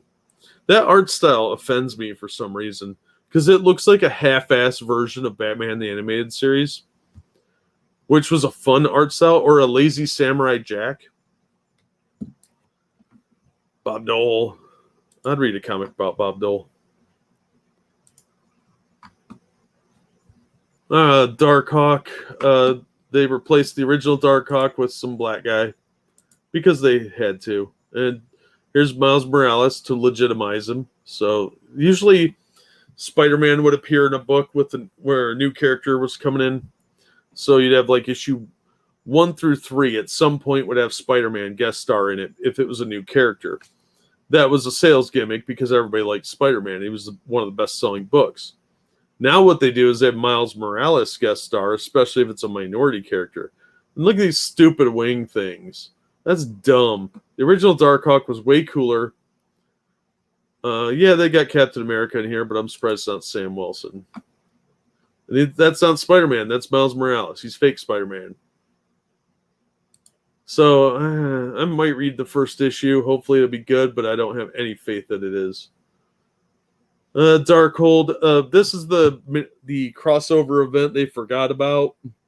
They do this a lot where they have 2 competing events, and they always minimize one of them because they can only stretch their budget so far. So they seem to be focusing more on Dark Ages and kind of half-assing this Darkhold one. And really what they should do is have them at different times because the Darkhold one could be pretty interesting. But they're bringing in a bunch of characters that don't have anything to do with magic, like Black Bolt and Wasp. What do they have to do with magic stuff? Where's Doctor Strange? Oh, yeah, they killed him too. And now Carol Danvers is Sorcerer Supreme. So, yeah, they have all this stupid shit going on. Deadpool, it's not funny. Death of Doctor Strange, there's that issue that I was just talking about. They're killing him off so they can have this event, Defenders, with a team that nobody cares about and some hideous fucking art. Look at this shit. This is lazy looking. No detailing. I mean, I've seen Golden Age books with better art than this. Golden Age, they threw that shit together in a day. At least the stories were fun. Eternal sucks. Excalibur sucks. Fantastic Four is boring. Dan Slott loves to focus on the background characters and do almost nothing with the primaries. So, like, you'll see this cover and think, oh, it's a Reed and Sue issue. Nah, they'll be in there for like 5 pages, and the rest will be about their angsty kids and some rando character you've never heard of. Anniversary tribute. What's this? $7. It's just reprints. Fantastic Four #1 and the annual one. $7 is a bit pricey for that, especially because Marvel prints on shit paper. Fantastic Four Life Story. That's probably okay, but I'm not going to read it. I like the Spider-Man one. It was a lot better. Let's look at these covers. Come on, open. What the hell's going on with his eyes? That's just a mess over here. The art style would be fine if the coloring would differentiate a little better. I don't know. It's okay. This one looks a little better. They're doing this new thing, this pop art style, where they put the little dots in. Forget the name for it because I'm really tired, but that used to be how comics were printed, was before computer printing or digital art. The printing process involved like effectively a dot matrix type thing where you'd get these little dots for color. And it wasn't this noticeable. most of the time, but they're kind of playing an homage to that on here. And it looks kind of weird on modern comics because they don't print like this anymore. When they reprint stuff, that's why they tend to recolor them or go with the original stuff. So, why the fuck is Danvers Sorcerer Supreme? I have no idea, dude. They gotta make that character relevant somehow. Turtle Eyes. yeah, exactly. I think Marvel went to the companies that supplied phone book paper and made them a deal. No, actually, it used to be worse paper than phone book paper. That old pulpy paper that the comics were printed on was the leftovers. Blarg. Right, Mike? How you doing? So, yeah, this cover I think is better, even with the weird little pop art dots. I call it pop art because the pop art images that were big in like the 70s had this real noticeable dotting. And that's sort of what they're going for here, I think, is an homage to that. There's a couple of artists that are real big on that right now. That and this looks like Clue from Tron. And if you haven't seen Tron, your life makes me sad. Gamma Flight sucks. Genis Volm Marvel Tales. Oh, this could be cool. I liked him as Captain Marvel. He's the true heir to the throne. Oh, issue 0-3. I might pick that up if I find it less than that. I'll wait till it hits the dollar bin. But I'm going to write myself a note. Because they'll over-order this at the comic shops, and then I'll find it cheap. So I'm not paying $8 for it. Shit, I could pick up these 4 issues for less than that price. They're all in 50-cent boxes. Black Cat, I don't care. Poorly written feminist bullshit. Hawkeye, is this Kate Bishop yet? Yep, there she is. There's Kate Bishop. Issue 1 with some chick I've never heard of, some artist I've never heard of, and the weird color schemes again. All these pastels must have a great discount on that shit. The reason they're bringing Kate Bishop back is because she's going to be the new successor to Hawkeye in the MCU. So the Hawkeye TV series that's going to be on Disney Plus is going to be about him training Kate Bishop, apparently. So there's that. Get used to that. Jeremy Renner's going away in favor of that crap.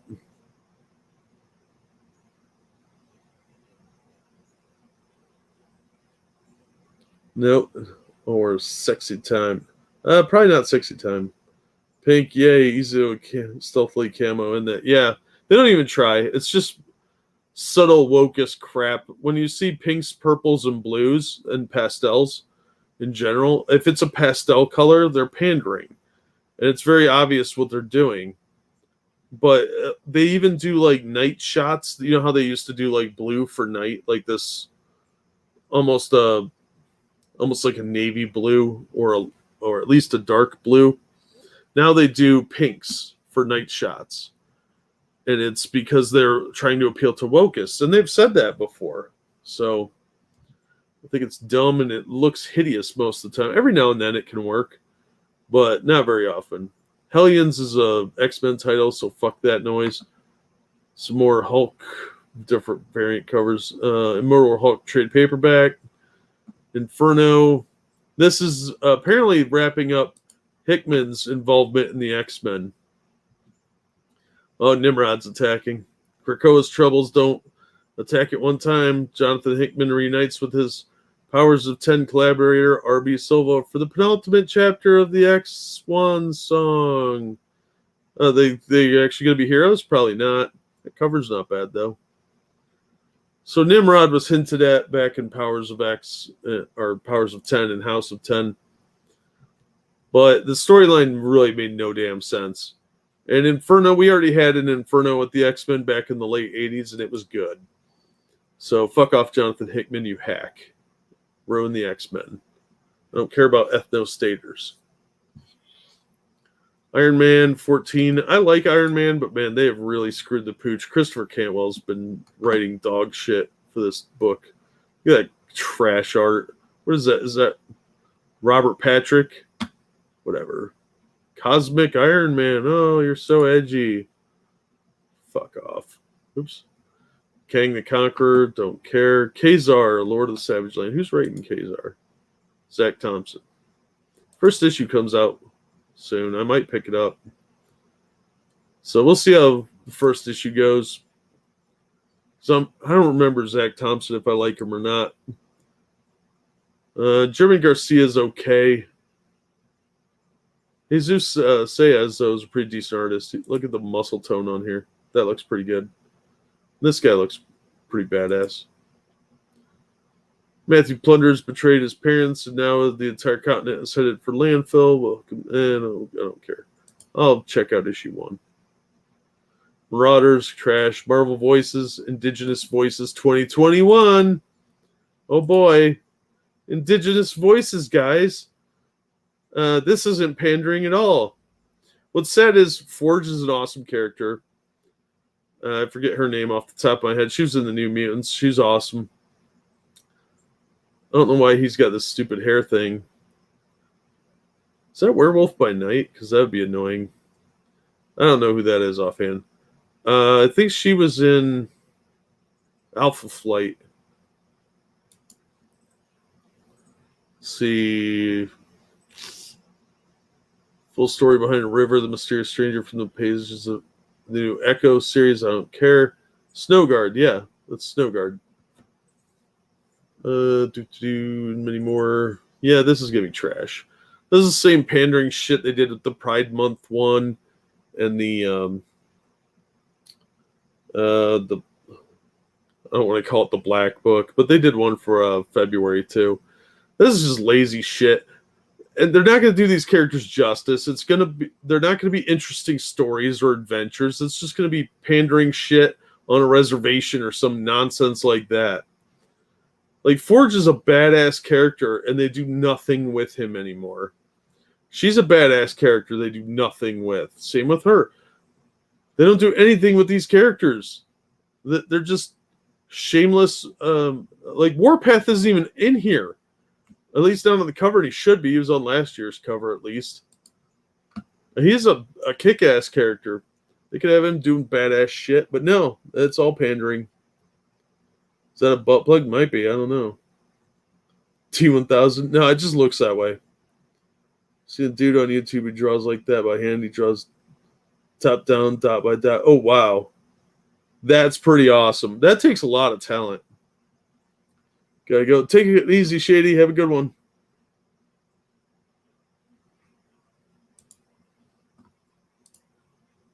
So, yeah, whenever they do these anthologies, they're always crap. The longest story in them is 8 pages, and most of them are like 1 or 2 pages. That's not a story. That's an advertisement. And they're just so lazy. This one's only $5. Usually they're 10. $5 to $10, and it's not worth it. You get it out of a dollar bin in a couple of weeks because they'll be sitting there. They'll sit there for months too. There's still some from last year at the comic shop I go to, the most. Miles Morales, garbage.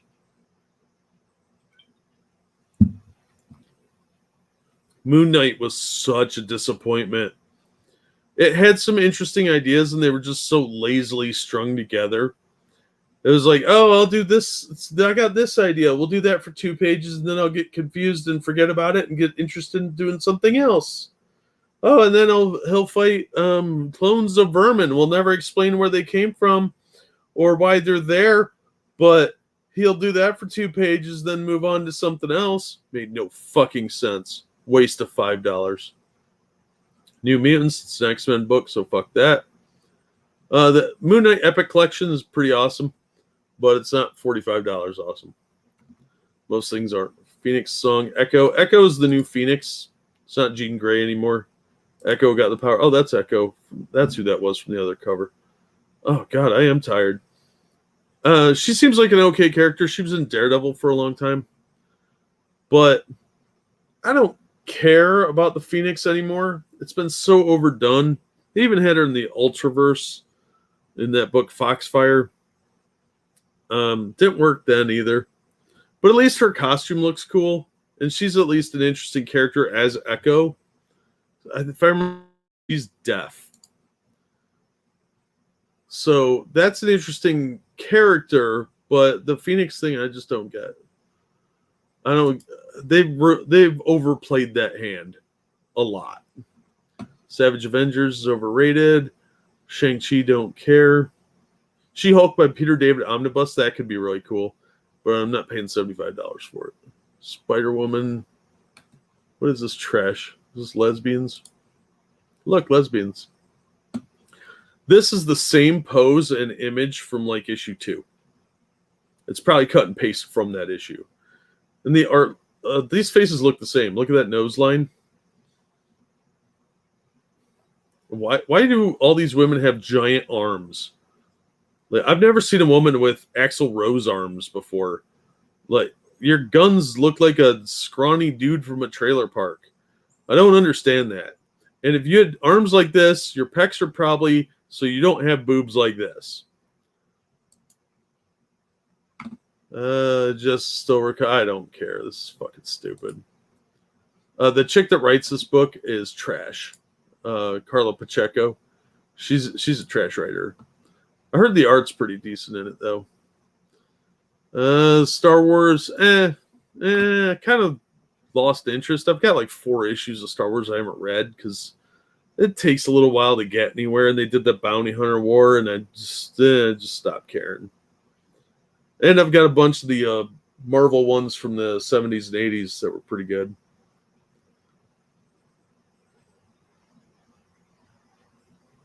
Echo the Dolphin. No, there's a character named Echo. These people are like a parasite eating old and replacing with their shit. Yeah, it's mostly self-inserts too. You can tell. That's why they get so offended, because they're putting themselves in that role, because that's all they know how to do. They're not worldly people. They don't know anything about different personality types or these characters or anything. They only know about their own feelings and their own desires and their own political stance. They have no way to separate that. So they insert themselves, and when you say you don't like it, they take that as a personal affront because they've literally cut and pasted themselves onto the character. It's kind of sad. Darth Vader. I've heard this book is really good, but again, I'll probably buy it in trade. Crimson Rain. What's this? Charles Soule. He's a decent writer. He's pretty woke, but he's still a decent writer. Level of patience and talent. Yeah, that dude is way more patient than I am. That's why I'm not a surgeon, because I don't have steady hands and I don't have patience. So I used to know this dude that did calligraphy, old Asian guy, and he'd get this big rice scroll out and paint, and watching him was beautiful. But I would get bored watching. He was very beautiful at it, but he would take his time sometimes, and it was just, I was like, just hurry up and make the art. It's beautiful, okay? Oh, fast forward 2 times. But yeah, that dude had the patience of a saint, and I don't have that kind of patience. So I admire any artist that can do that.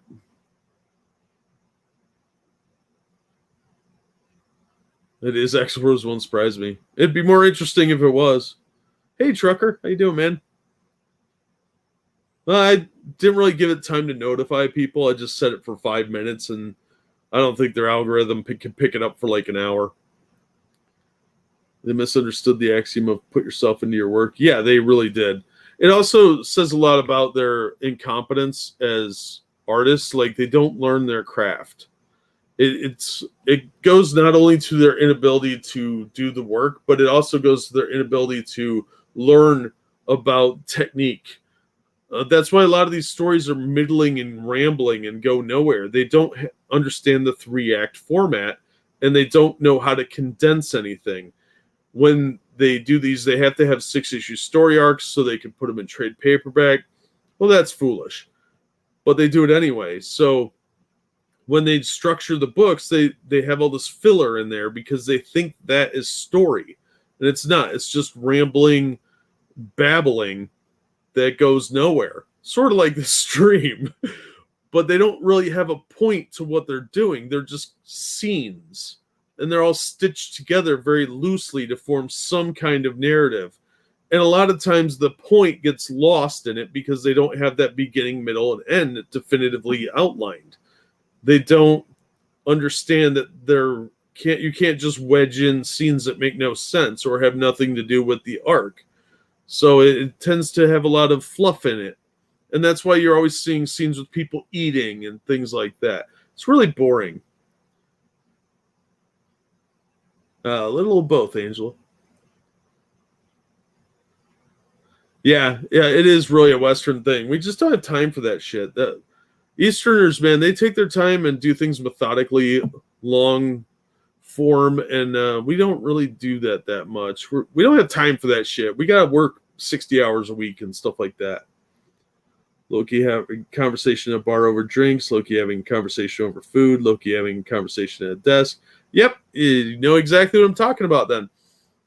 Yeah, whenever there's these long drawn out scenes, it's usually in movies for artistic purposes where they're trying to frame a shot and it'll be a long shot of people doing something, but it usually in movies it's to further the plot. There's not a lot of empty stuff, but you're seeing more and more of it in different art forms, and it's really bad in comics. My favorite recent example is Radiant Black issue 2, where you had 8 pages of a 22-page comic book of a man sitting at a table with his elderly dad eating oatmeal and talking about how the guy needed to get a job.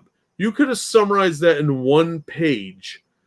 What they used to do would be they'd have 6 panels on that page. The first one would be him coming in saying, "Hey, I'm going to eat some oatmeal too." And the second panel, he's sitting down. And the third panel would say 20 minutes later.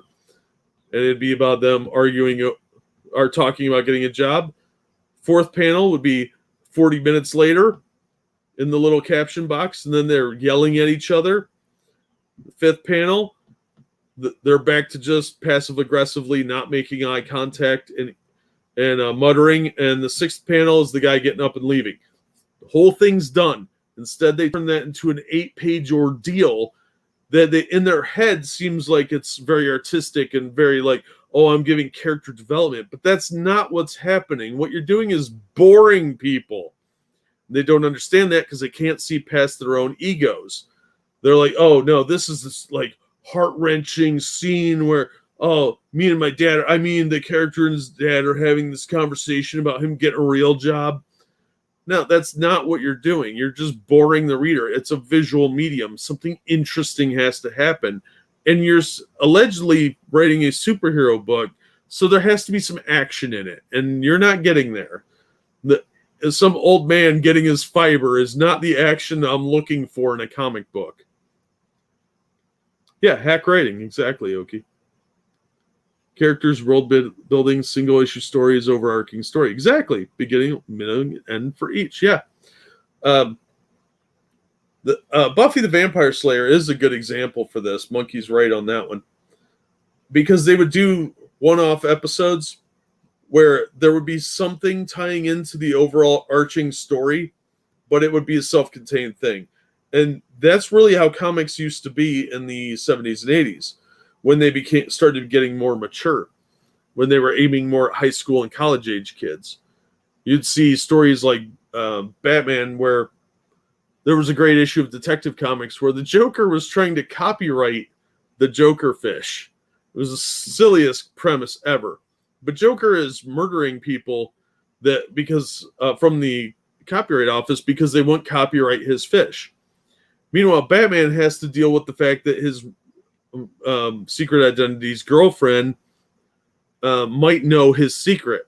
So you have that going through several issues while he's trying to fight the Joker in a 2-part story.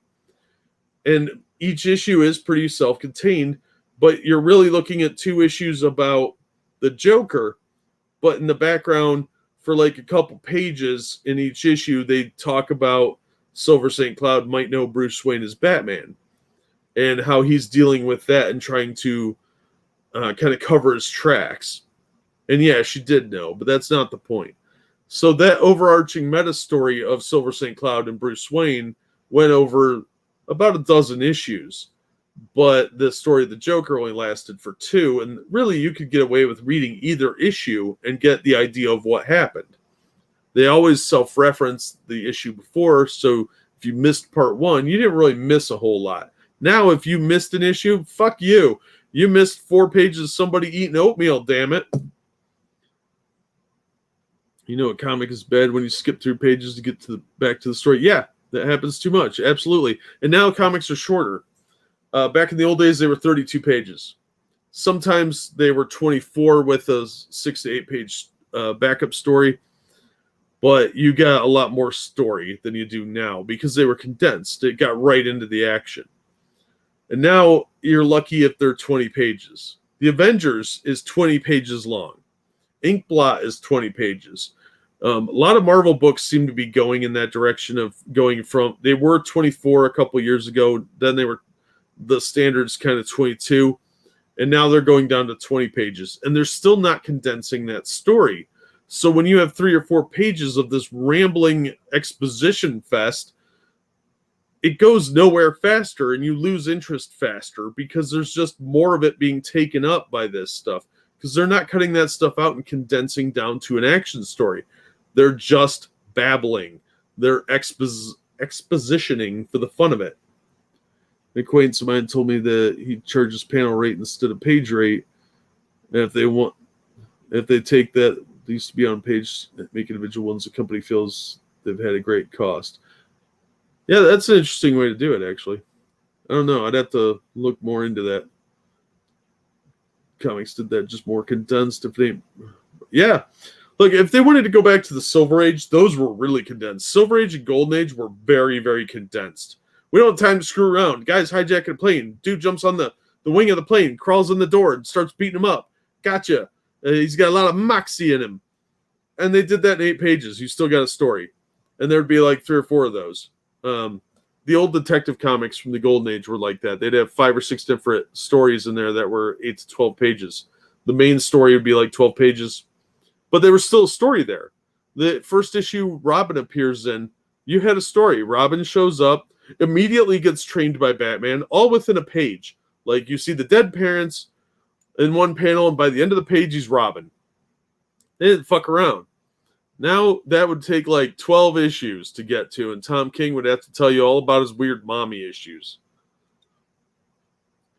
The Mega 64-page books. Oh, I'd never forget those. Those were mostly multiple issues glued together. They weren't the anthologies of today where it was just a bunch of pointless short stories that go nowhere and mean nothing. When Robin was introduced in a 12-page story, that story went somewhere, and it affected the ramifications through the rest of the series because Robin was there. He was still there.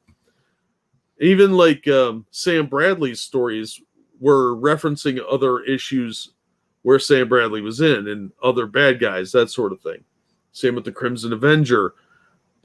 Even though those characters are rarely used now, they did have their own legacy, and every now and then they'd reference something that came before. You didn't have to read those stories, but you'd be like, oh, you're the guy I fought you before, you're blank face or whatever. And then in the bottom, they'd put a little asterisk and say, see issue whatever for the first appearance of blank face. They do, Gladys, they do. And you notice if you go back and watch like Knight Rider, which was a very comic book kind of thing, same with Airwolf, they didn't have these things where people were sitting around babbling about nothing. When they had a scene where somebody was actually eating it, like on a dinner date or something, the conversation would always end up being related to the plot or would be interrupted suddenly so you could run off and fight crime. They didn't have these boring talking dumps where they would just drop a mountain of soliloquies on you for no reason. Had a full board game on the back cover. Oh, that's awesome. Yeah, I miss the old 100-pagers. Those were cool. Those are the ones they tried to reinvigorate those by doing those Walmart issues, which were pretty good, but the story arcs were bizarre that they chose. Sitting around eating it was a flashback episode. Yeah, and it always was a relevant scene. It was either a relevant scene or It was something that was going to be interrupted for action purposes. Like the guy had to leave to go fight crime or whatever, because there was always interruptions. There was a reason for the scene to be there. It wasn't just pointless stuff. The story began with War of the Bounty Hunters continues here. The second installment of the trilogy that'll reshape. I don't care. This looks stupid. I'll get it in trade if it's any good. Another crossover. Dr. Aphra sucks. It's a Mary Sue character. Star Wars Life Day. Oh, wait. Now you're talking my language. Kevin Scott. Oh, this is another anthology, isn't it?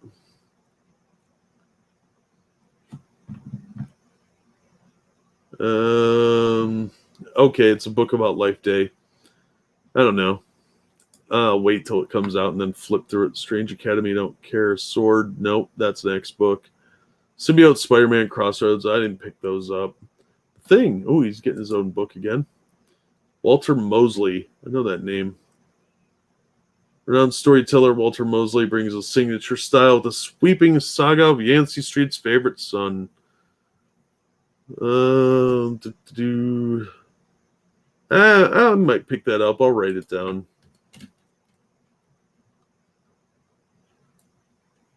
It could be good. Thor, don't care. Walter Simonson was the only really good Thor writer. The new Venom series, Ram V's writing it. Could be good, probably not. See, they don't even really tell you much about this. Weaving a mind-bending story that will push Eddie and Dylan to their limits, and Brian Hitch doing some of them. See, it just says they're pushing them to their limits. That doesn't tell you anything about the story. What's going to make me buy this? This looks like Ghost Rider peed on him. What's the story about? If you're not going to tell me, I'm not going to buy it. Warhammer 40K, don't care. Winter Guard, trash. There again, you got this weird pastels. Look at that face. What the shit is this? And look at the size of her fupa. Oh my god. What is going on? You got some saggy melons. You have a unibrow that you've nicely shaved on your weird face. And what the hell, Marvel? What is this? Oh, that's hideous. Is that supposed to be the Aurora Borealis? What is this thing? Is this a plane? I don't even know what this is. Is that a train? I don't know what's happening in this image.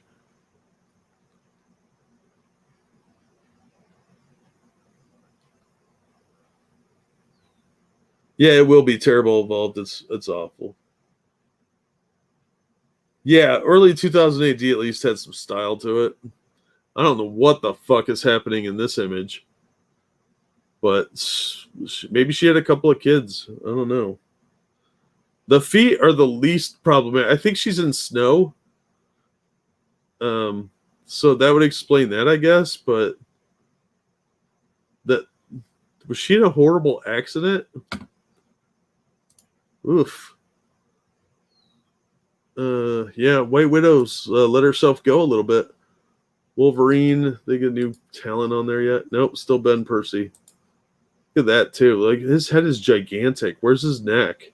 He has no neck, but his head is gigantic. The trade dress here looks pretty cool. At least it's at the top this time. But his head doesn't match the body because he's got no neck. It should be back a little further. I'm doing a lot of art criticism today because this is like otherwise this could be a good picture, but his head looks weird. Okay, whatever. I'm not reading it. Ben Percy sucks.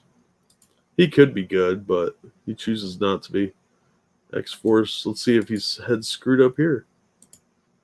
See, this looks okay.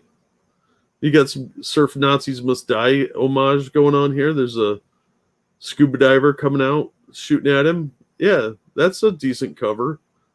Coloring is a little off, but at least this is purple for night, I guess. I don't know. But the concept with the surf Nazis here, that's kind of cool. I could get down with that, but too bad X-Force sucks. It's Ben Percy again. X-Force Kill Shot Anniversary. What's this? Celebrating. Oh, there's a Liefeld cover. Oh, it's written by Liefeld. He's a pretty decent comic writer compared to most of the crap out now. I used to not like Rob Liefeld, but now standards is so low that he actually is really good.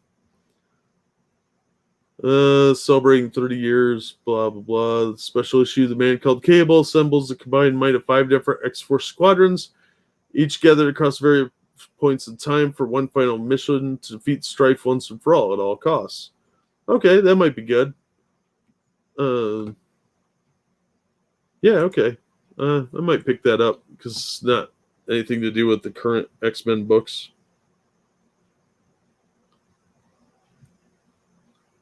$5. Yeah, Liefeld's okay these days. I don't like him or anything, but I don't hate him at this point, so... Jerry Dugan's still writing X-Men. They still villains. Yeah, probably. X-Men Legends. This book has been great. I see Omega Red, Sabretooth, and Lady Deathstrike in his claws. It's actually kind of a cool cover concept. It's kind of an homage to the issue where he was fighting the Hulk in X-Men. Fatal 4-Way, Wolverine versus Lady Deathstrike versus Omega Red versus Sabretooth. This is a showdown you waited decades for, brought to you by the legendary Larry Hama. Larry Hama's doing the writing, Billy Tan is doing the art, so it should be pretty good. I don't like that cover. I like the concept for it. Jubilee's on the cover. I like all the characters, but I don't like that art style. What is that, Sam Keith? Carrie Andrews. That explains that. But yeah, the X-Men Legends one, they're all stories that take place during the older storylines, but like in between events. It's been a really good book. So I'm trying to support good X-Men books when they come out. So maybe they get the hint, you know. Trial Magneto issue 4. Oh, is Magneto gonna be not guilty or what? The Wanda divided cannot stand, but there are many other things she can do. Chaos comes to Krakoa. I don't fucking care. Alright, so that's them. That's Marvel. Man, I've been doing this for 2 hours. How bored are you guys? Yeah, Surf Nazis Must Die is a great movie, James. Trauma movies are so amazing. Legs aren't even attached properly. There's a lot of problems with these artists. Dynamite. Oh, Sheena's coming back. Cool. Stephen Mooney. I'm not familiar with that. That's a badass cover. I like that. Look at that cat. That looks great. Look at her abs. Oh my god. She does a lot of sit-ups or something. Aztec Temple in the background. The problem with Dynamite is their covers are always awesome, or generally awesome. The interior art sucks balls. But I'll pick this up. I like Sheena. I don't know who Stephen Mooney is off the top of my head. But I like Sheena. It's a cool character. They don't know what to do with her, unfortunately. A lot of the problem is they're trying to be more than what the characters are. It's a girl Tarzan knockoff from the 40s. There were a lot of them. There's Nyoka, Queen of the Jungle, Sheena. Damn, now I'm drawing a blank. But there were like 5 or 6 of them at least. And some lesser ones that have been lost to time that just the names exist in 1 or 2 panels. But the actual issues are long gone. And Sheena ran for like 300 or 400 issues back in the day. It was a very popular character. Nyoka was popular enough to get her own movie serial. Sheena didn't get a movie until like 1985. But Nyoka had 3 or 4 serials. And they were very popular at the time. It was early women heroes. And they were around for quite a while, but they don't understand that you just treat them like Tarzan. You don't try and make some big social meta story. You just have them out there fighting evil Aztec gods or Aztec zombies or random people kidnapping stuff or drug runners in the jungle or something. It doesn't have to be some environmentalist nonsense like they tried to make it the last time. Let's look at the cosplay cover. They should have got the hot Asian chick again. I think the chick that does Vampirella. I think her face is too long to do Sheena. Yeah, they do some really cool stuff with Sheena if they tried. But, you know how it goes. So I'll pick that up to see if it's any good. Dying Light, don't care. It's a video game. James Bond. Himeros? What?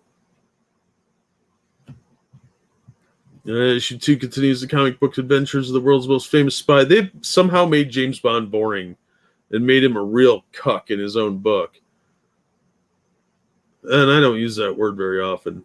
Well, this setting exudes the allure of the sun, sand, and fun. This deadly island is no playtime or treat. It's sun, sand, and misery. Oh, that's witty. For all those who, I don't care. This sounds boring. They're not even selling me on it. Like, tell me about spy action and the chicks he's banging, but they don't let him bang chicks anymore. Probably can't show that picture. I don't know what Jennifer Blood is. Somebody told me about this and I forgot. New sheriff in town, the criminal-run town of Bountiful, and it's Julieta Romeo. Oh, Jesus Christ. Are you even trying? Yeah, it's Montague de Capulet. Fuck off. Europe's top hit woman. Hot on the trail of Jennifer Blood and needs to get her hands on the legendary Vigilante's war journal to help her, but the crooked judge who has it wants to strike a deadly bargain for it. I might pick up issue 1 to see if it's any good. I like the cover, though. That's cool. This hand's a little weird, but I like the action lines. And see, this is how you do action lines. The lines draw you to the person's face, maybe the boobs, but even these kind of draw your eye up toward the head rather, and the hand goes to here. They shrank this down a bit. It would probably be better, but yeah, good color scheme, good art, good composition. That's how you draw a fucking cover. Can't show you that one because there's a naughty girl on there. Looked like she had a wedgie. I'd get in trouble.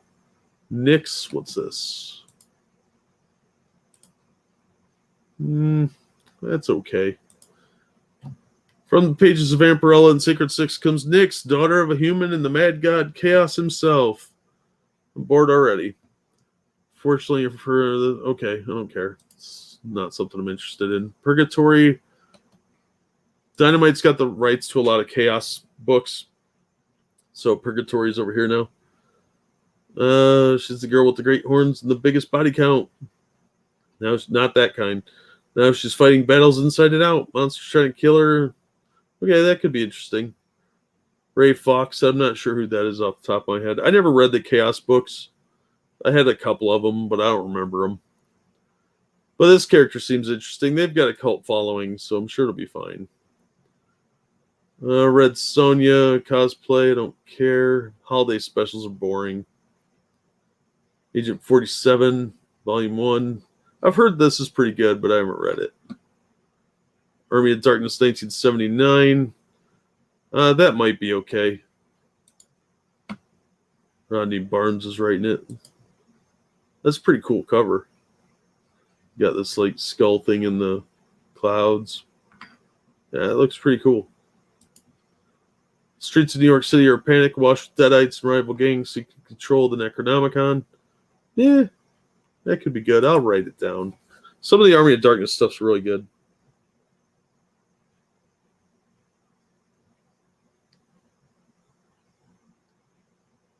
First issue should be out soon. Lots of variant covers. Barbarella, don't care. Pantha, don't care. Oh, those are the Warren stories. That might be good. The Boys, I don't give a shit about that. I read it when it was new, and it's kind of a one-time thing. Crackdown, that's based on the game. That's probably okay. Dawn and Vampirella, not my thing. I'm not a big Dawn fan. I never understood it. It seemed kind of artsy. I'm going to pick that up.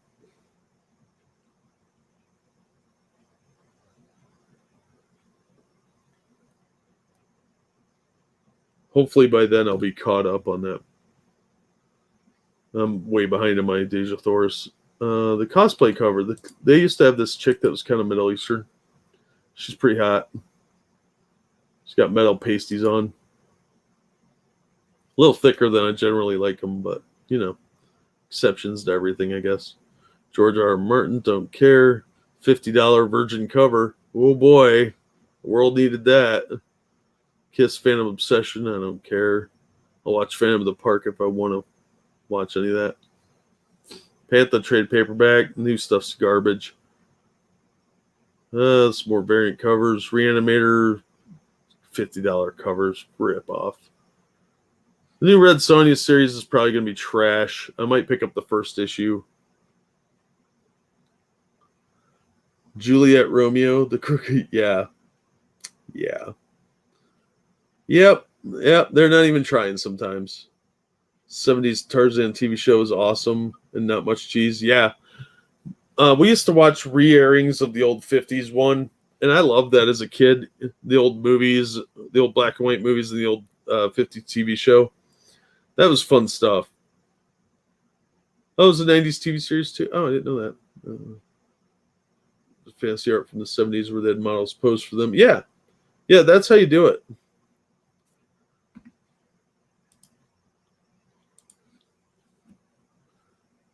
Oh yeah, I'm really bad at this today. Jeez,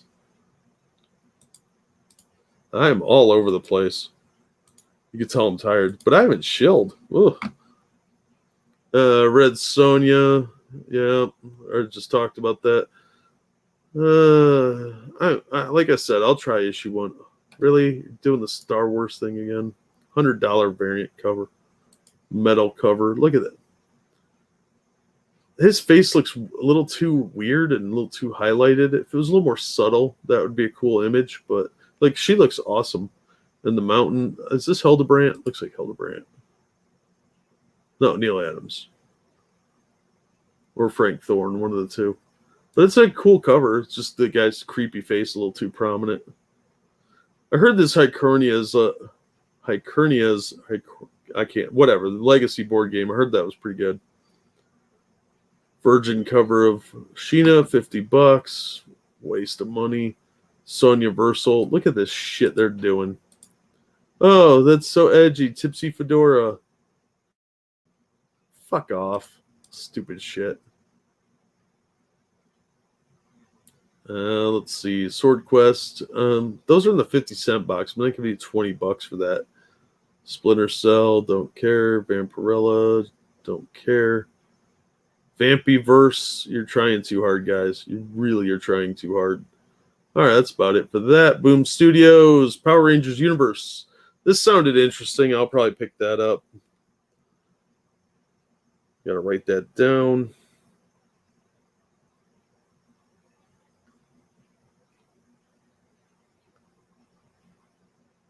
It's a 6-issue miniseries.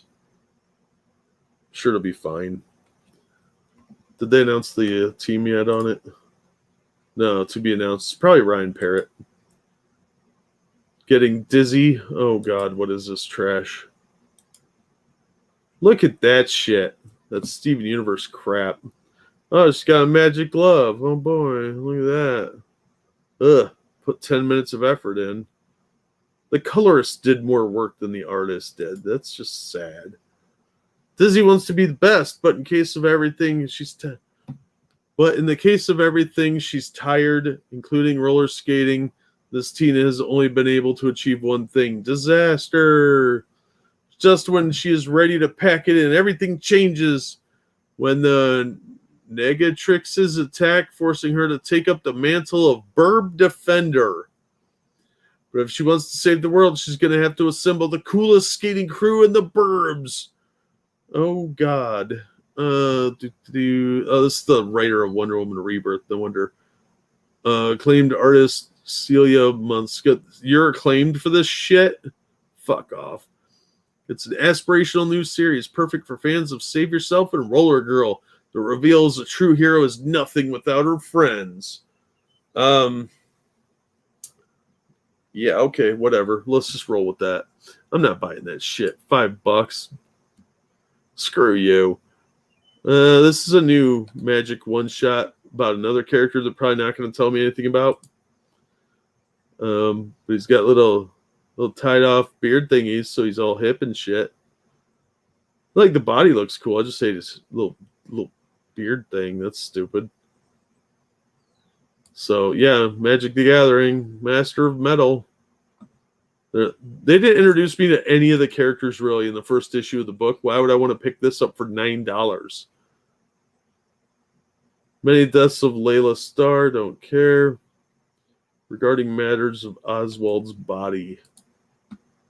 Kind of dig the cover, but it's not really a comic book cover. That's like a noir crime novel cover. Kennedy I don't give a fuck about the Kennedy assassination. Buffy the Vampire Slayer, I don't care.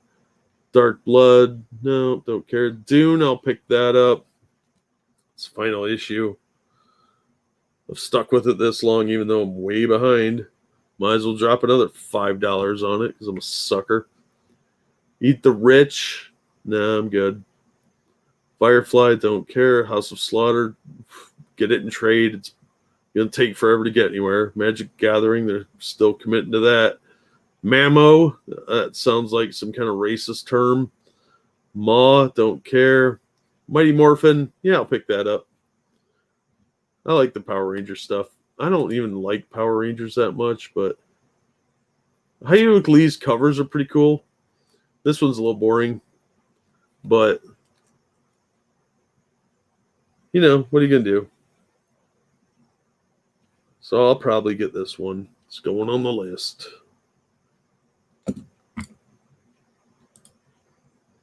This cover looks better, actually. What's this guy's name? Alpha or something like that? And that's Fesker's head. I don't know.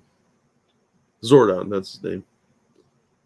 Yeah, Ryan Parrott's been doing really good with the Power Ranger stuff that I have read, so I have no problems picking this stuff up. Power Rangers 13. I'll pick that one up too. Might as well get both of them. Destroyer, I'm not buying that. Something is Killing the Children, don't care. Magic the Gathering comics had such potential. Yeah, but they don't treat it like a fantasy story. They treat it like you know everything already and who all these people are. If they would treat it like a D&D game, it would probably be better. I'm not going to look at the toys today. I'm getting tired.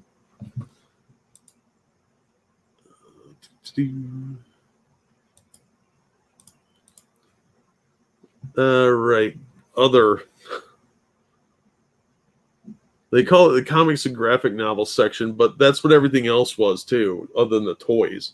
So calling it that's kind of dumb. This should just be called Other. Blade Runner, I'll probably pick that up.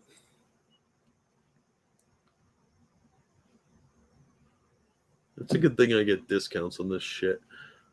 Doctor Who, this looked like it might be interesting, but I don't really like the Matt Smith Doctor, but I'd like to see more of Paul McGann's character. So I'm going to consider that one. That's going on the maybe column.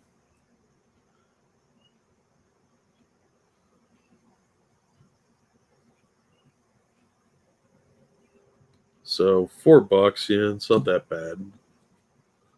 This other cover is cooler. I like this one. See that? Very dynamic looking. Not a style I typically like, but it's got kind of that alien look to it. If they got H.R. Geiger to do it, it probably would have been cooler. But, you know, what are you going to do? Dreadnoughts, don't care about. Fathom, the core. Oh, I'll probably pick that up. The Fathom books are pretty fun. It's like Aquaman, but good.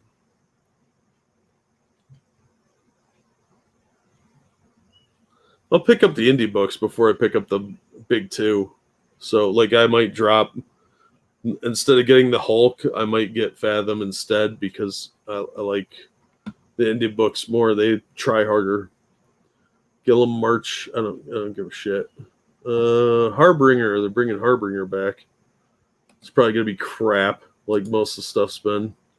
Oh, Jackson Lansing. That might be okay. Robbie Rodriguez. I'm not very familiar with that. He did the cover, though. It's a little too anime looking in the face. I might give that a chance. I don't know. I'll put it in the maybe column. Boy, when I read Exo Manowar, I have not been that disappointed in a book in a long time. That was such hipster garbage. Why is my mouse not working? Heathens. I don't care. Lunar Room. Another stupid title. Where's my mouse? Lupin the Third. I didn't really get into the show, so I'm going to skip that one. Lure. I'm good. Chris Kyle. I'm not reading that. That's depressing. Fuck that. Overstreet Guide. I don't need the Overstreet Guide. I'm not running the shop anymore. 3 covers this time? Ugh. Okay, waste of money. Petrograd. Don't care. Rent a Friend. Really shy girlfriend. That better be porn. Tukey. I don't want to know. Watch Dogs Legion. I think that's based on the video game. A Life Turned Upside Down. My Dad's an Alcoholic. Jesus, that's dark. Let's look at that cover. Wow, this is somebody's therapy journal. And that's really creepy looking. It looks like his mouth is melting. And why is she naked? Oh, dear God, this looks depressing. Moving autobiographical manga about her father's alcoholism that inspired a critically acclaimed live-action film. Then why would I want to read this with the bad art? Mariko Somebody tells the painful story of her father's alcoholism and her own journey through guilt to understanding her father's illness. She rejects the common belief that family members can and should be forgiven for anything they do, no matter how much harm they cause. Well, that's dark. Big fuck you to a drunk then, huh? Wow, that's very forgiving of you. This powerful and self-contained autobiography manga began as a web series that went viral and inspired a critically acclaimed 2019 film in Japan. Well, why wouldn't I just go watch the film or read this stupid online thing for free? Why would I give you $20 for that shit? 15, whatever. Fuck that. Waste of money. Bloody hell graphic novel. Nah. Carriers. What's this? It's from Red 5. It's about birdies. Look, birdies with swords. Fable, Gladius Cherry. I did a review of one that was for the patrons that was called Bird with Stick. And that's what this kind of looks like, is a knockoff of. This looks like a knockoff of that, but with a better cover. That one was fun, though. Band of Weaponized Carrier Pigeons. Yeah, probably not, but maybe. Could be stupid. Could be fun. It's probably stupid. I'll look at it in the store and see what it looks like. Showing Adventures in Sorcery. That's an Archie comic. Man, there hasn't been a lot of good horror stuff listed on here this year. So if you asked me about horror, I'm sorry. Not much is popping out here. This is some weird anime porn. I don't know what's going on there. Fox and Hare. I don't know what that is. There's no image, so I'm not even going to bother to click on it. Genghis Khan, don't care. Gold Digger, don't care. Hell Witch. Oh, it's Coffin Comics. That's probably okay, but it's $8. Coffin's got some really like 90s stories, so they're okay stories, but they all have ginormous boobs that are mostly hanging out. So yeah, it's a good selling point. And they have the naughty covers, but that's $40. But they're okay stories. They're just purposely gratuitous for the sake of bringing in horny teenagers. All she needs to know is daddy drinks because she's bad. Yeah, obviously. I haven't seen Pennyworth. I've heard it's good, but I haven't seen it. I picked up the first issue of the comic, and yeah, I haven't got to that yet either. So I don't know. I've heard Pennyworth's good, but I honestly can't give you a legit opinion. Fathom, she was hot. Used to dig the Witchblade, Magdalena, Fathom, and Darkness books. Yeah, I never really read most of that stuff. I read some of the more recent Fathom stuff, and it's actually pretty good. I was actually really impressed with that because I would honestly rather pick up Fathom than most DC books. I don't know shit about Aspen, so yeah, but I would pick up most of those. I think at this point, the guide I have eBay exactly completed items. There's your price range. I'm pretty sure Rent a Girlfriend series is actually a romance comedy. Oh, okay, that could be funny. Hey, Camel, how you doing, man? Good morning. It's pretty early for you, buddy. You're what, like 5 a.m.? What are you doing up, dude? What are any of us doing up? Hero Life of Self-Proclaimed Mediocre Demon. Well, that's a very honest title, I guess. Horizon Zero Dawn. I don't know. I guess there's some people that really like that series. So, I don't know. I didn't play the video game. Miskatonic, Even Death May Die. They're really milking Cthulhu because it hit public domain, so everybody's fucking doing it now. Might as well cheat. Oh, then book about horrors. Oh boy, it's mature readers. So, well, they look fun. That must be the husband that has to watch from the closet. Is something tale about a man reborn into a new world to live out a sexy fantasy. Satoru Toro, a 30-year-old construction worker, just died, reborn into a fantasy world. He's granted such a high level of healing magic that it feels like a cheat code. And the healing potions he produced fetch a high price. Now wealthy, powerful, and with the worries of his old world long gone, he's ready to live out his new life, starting at the nearest brothel. Alright, so that's totally porn. The company name is Ghost Ship. That's a pretty cool company title, or company name. So yeah, there's some horror porn for you, I guess. Monday, Rivers of London. The art on the cover looks like shit. Mother Russia one shot. Ooh. I read the miniseries when it was published by Alterna, and it was good. I'll check this out. It's about a zombie apocalypse in like the late 40s, or maybe World War II. I don't remember, but it's in Russia, and she's a sniper. And she found a baby.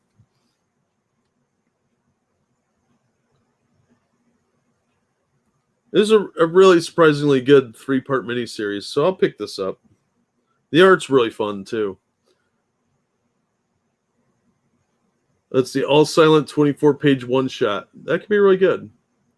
Yeah, winter 1945. One baby, one rifle, one dog. 3 million zombies. So, yeah, I'll definitely check that out. I don't know why he left Alterna, but, what are you going to do? This was one of the other covers. I think this is one of the covers very similar to one they did on issue 1. So I'd have to look, but yeah, it was a fun book. It had potential, so I don't know why they didn't do more. I guess there was some kind of falling out, whatever. But it was really dumb on that artist's part to leave when he did, because Alterna was just getting in good with Comicsgate, and they were tossing money at him left and right, which seems to have dried up pretty hardcore. Because Alterna's barely hanging on. I don't care about my date with monsters. My lovely dovey wife is a stone cold killer. Okay, that could be cool. My only child, whatever. Octobina with I don't care. Persephone, Hades Torment. That's a confusing title. Robotech Archives. That's probably fine. Star Wars, Fallen Star. What's this? Never heard of this company. 10 years after the death of her adopted parents, teen Aurora Palmer will do anything not to stand out at her new high school. When a sudden surge of her hidden telekinetic powers threatens to expose her, she begins a desperate search for her origins before the truth is destroyed forever. Sounds kind of generic, but I'll put it in the maybe column. lot of these little books like this is companies I've never heard of. They're kind of fly by night, and if they even come out, especially if it was like a Kickstarter, a lot of times they'll even solicit them and you'll never see them for months or even years, and they have to re-solicit them and they lose a bunch of potential customers that way. If you're going to advertise something, it's got to come out when you say it's gonna. Super sleepy bedtime stories. That looks like Harvey art. Look at that. Looks like little Audrey.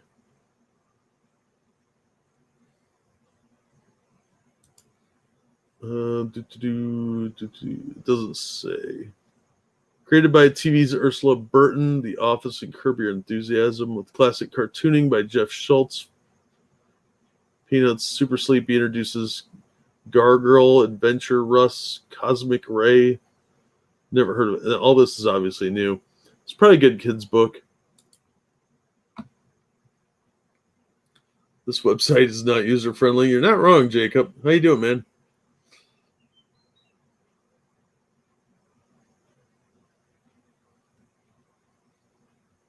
Tales of the Secret Saint, another anime. Titan the Ultimate Ultraman. It's only $4 here. I got my copy through Amazon, which was like $7. I got it when it was on sale for like $4 or $5, something like that. It was super cheap. It was actually a pretty fun story. Not the greatest thing I've ever read, but definitely not the worst. The character seems interesting. There's a second issue out, I think. But I'd recommend supporting this.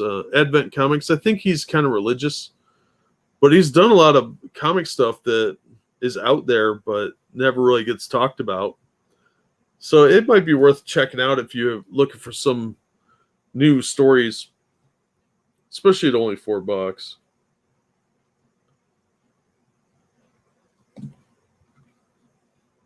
Wall hardcover. I don't really care about that. Witches of something with boobs. I don't know. Exo Manowar is disappointing. 1903 Manhunt. Lev Gleason. No, that might be interesting.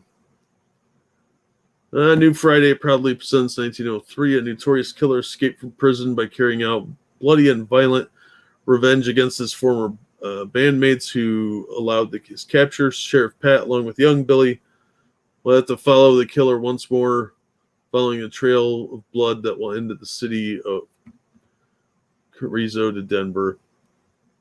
So they're teaming Billy the Kid and Pat Garrett. Okay. Whatever. I don't know. Not for me.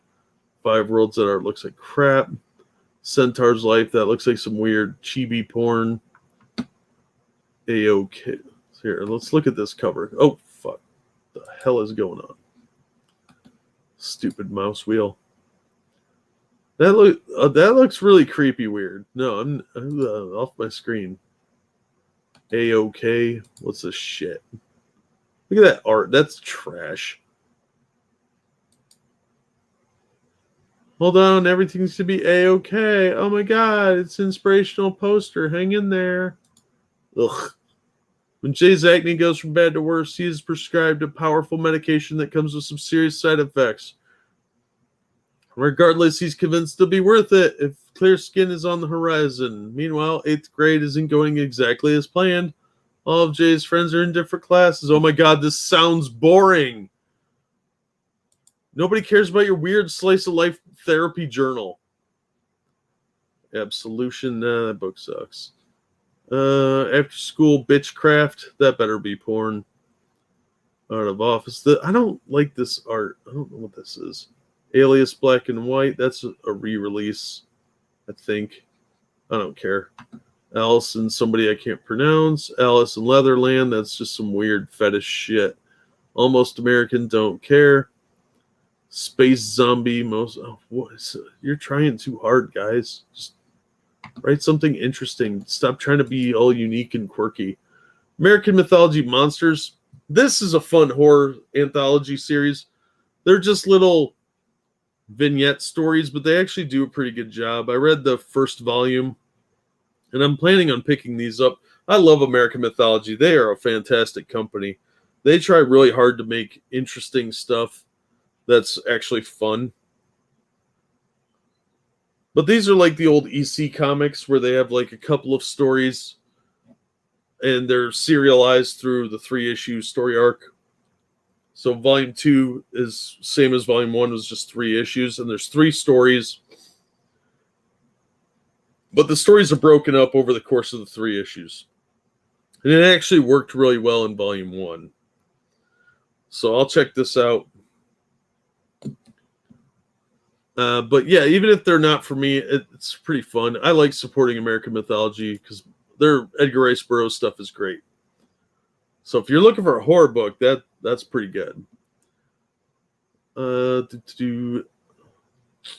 Mercury, I don't care about that. Anne Bonny, don't care. Apothecary Diaries. Is that Dr. Porn? I don't know. Acorn Cove. No. Archie Friends Christmas Calamity. Archie stuff, again, it's the homeschool comics. They're fine. They're safe. Nothing offensive. They're not worshiping Satan or anything. Or are they? But they always do these holiday specials. It's only $3. It's a good price for a kid that lives with a Mormon family or something that isn't allowed to have fun. Archie's 80th Anniversary Jumbo Digest, $8. These, you get your value for the dollar with the Archie stuff. You always do. They always try to give you like these mega digest packs, $20. You get a lot in here for these $8 ones and these $20 graphic novels. So if you like Archie, that's a really good value. I don't know what this is, but it looks like pirate stuff. Art of Horizon Zero Dawn, I don't care. Essentia, that looks stupid. Assassin's Creed, $15 for a number 1. Fuck right off with that shit. Oh, it's Tokyo Pop, so it's a manga. Okay, that's fair then. Astro Mouse and Light Bulb, that looks like shit. Bad Reception was fucking ridiculous. Oh, that was so stupid. A hipster nonsense made no sense, and they wasted lots of space in that. There's like 3 pages where it's just this red line across a black background that's supposed to be a blood trail. It starts off with no words on the first 2, and then they do one little box here and there, and they do that for way too long in the book.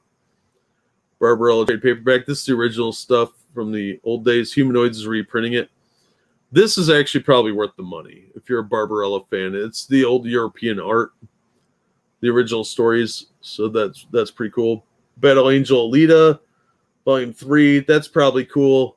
I vaguely recall some of the older serialized stuff from Viz when they did it then. I had a few issues of that, but I'm just not into that art style that much. But it looked cool as far as story what line goes. Battle Cats, don't care. Beartooth, Their Journey Below. I'm good, no thanks. Beastars. I don't know what that looks creepy now. Beckstar, don't care. Bell Killzone, number 1. Are they doing a miniseries again? No, it's just a one shot. I'll check this out because I do like the Xenoscope stuff. They're another company I don't mind paying an extra little bit for, because they actually have larger issues, that there's more story. So you end up paying a little more for good writing and decent art. They're very rarely totally worthless. They're at least entertaining. What are these, 32 pages? Yeah, 32 pages, which is what comics used to be. And now you got to pay $6 for it. But they're a smaller press company and they don't sell very many, shockingly. But they're some of the most traditional comics around. Bequest, I don't care about. Berlin, I don't give a fuck about Berlin, the city, or the comic. Well, Beware the White Witch's Shadow. This is definitely much more EC oriented. These are a bunch of short stories, usually about 8 pages, sometimes a little more. If you like the old EC stuff, you'll probably dig these. It's not really my thing, but American Mythology is a solid company. I'm not going to pick these up because I know these aren't for me, like Hatchet. It's one of the few books I won't pick up from them. Beyond the Breach, I've heard that's okay. Bigfoot Frankenstein, I'm okay without that in my life. Billy Boy, that looks absolutely nightmarish. No thanks. It's just a knockoff. Like, look at this shit. They're not even trying to hide the fact that it's a Charlie Brown stupid thing. Oh, it's so dark and twisted. Haha, so 1980s edgy. You could have put that in your zine. Billy the Kit, don't care. Bird of Shangri-La, don't care. Bite Maker Kings, don't care. Black Beacon, don't care. Black Clover, graphic novel, don't care. Black Friday, don't care. Black Summer, stupid. Trade paperback. Black Myths, Blacksmith, get it? Blacksmith. Ha ha ha ha ha. Oh God, what the hell, man? You got Batman's Penny here taking up all the. This is all wasted space. And then you've got your protagonist with the weird hair that's probably lesbian and she looks tiny. So what am I supposed to be looking at? The Hollywood sign down here? Where's my eye going in this image? Again, bad composition, go to art school. Final issue of the hit werewolf crime story. Oh my God. Will Strummer figure out who shot her? Is it the same person that stole the bullets? Does anybody care? Does anybody read this book? No. And I don't care either, and I'm not going to read it. Blade Runner Origins, I'll pick that up.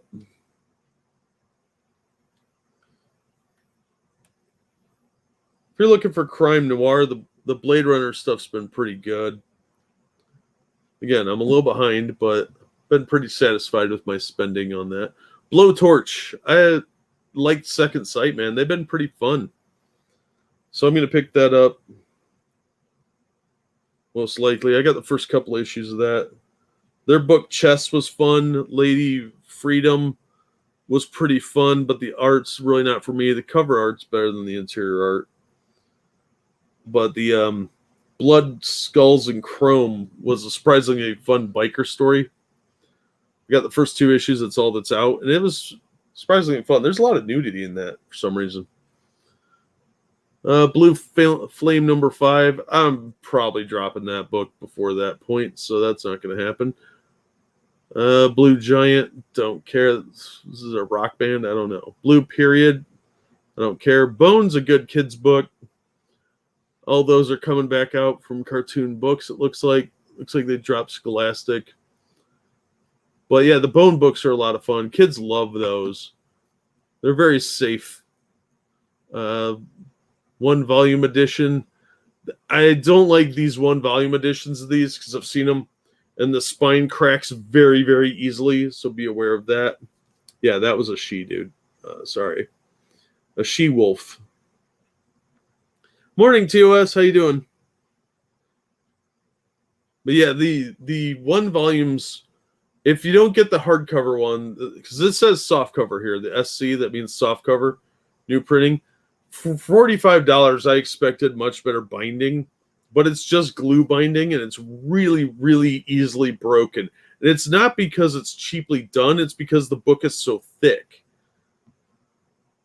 So yeah, the slipcase edition for $150, just buy the $12.99 version and buy 2 of them and put one in a box somewhere and forget about it till you fuck up the other one. Don't spend that kind of money on this. It's slipcase. It's nice. Whatever. It's not $150 good. But these are solid kids' books. I've read them all. They were all fun. But as an adult, I don't need to reread them for another 10 years or so. There's another Tales book. Let's see. Booty Royale. That's a little too thick. Bountiful Garden. No, the box. This has potential. I ordered the first issue. I don't know if it's going to come in.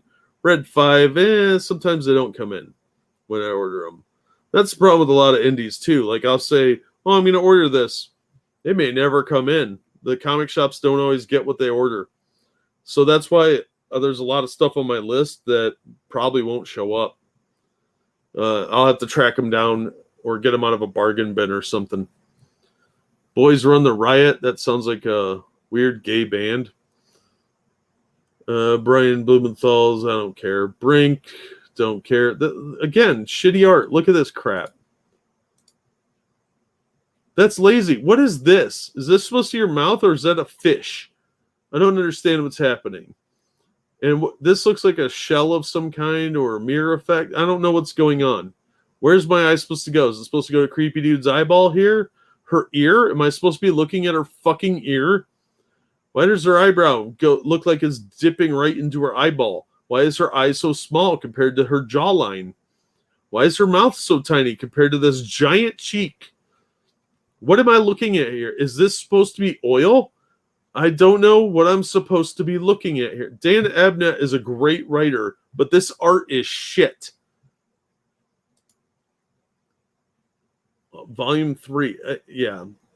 What's sad is I would buy it if I knew it was Dan Abnett before I saw the cover. But I'm not going to buy it because that cover is shit. But I'll write it down to look for on discount.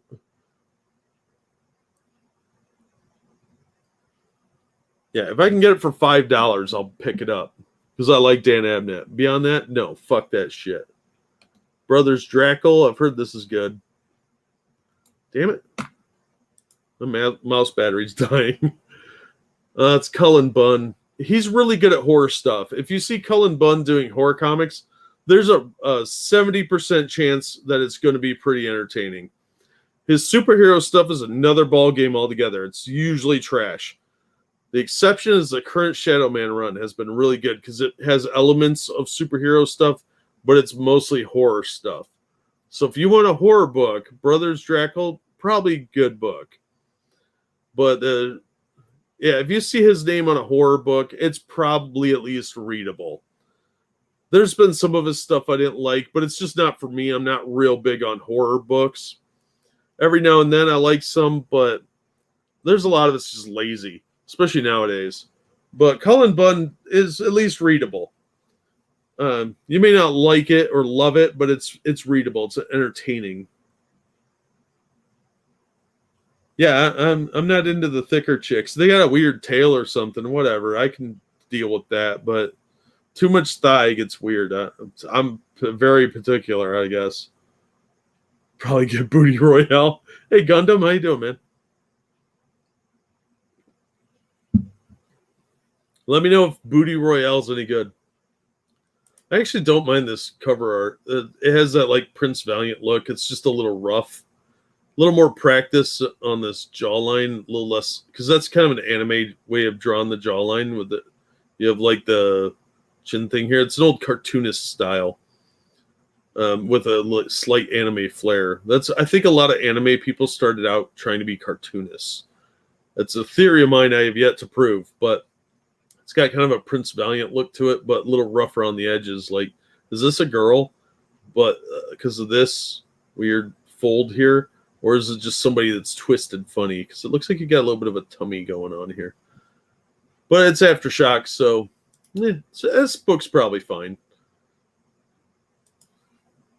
Bungo Stray Dogs. Sounds like somebody banging dogs. I don't know. Butts in Seats. Don't care.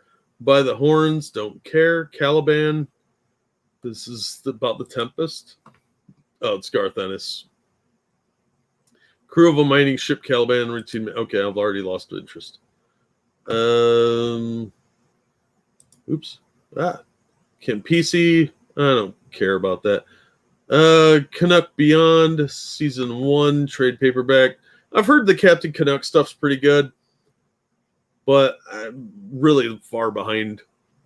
I'd have to track a bunch of stuff down, and eventually I'm going to try and do that because I've heard good things, but it seems like it's a very complicated storyline that's been going on for quite some time through various iterations because they're on season 4.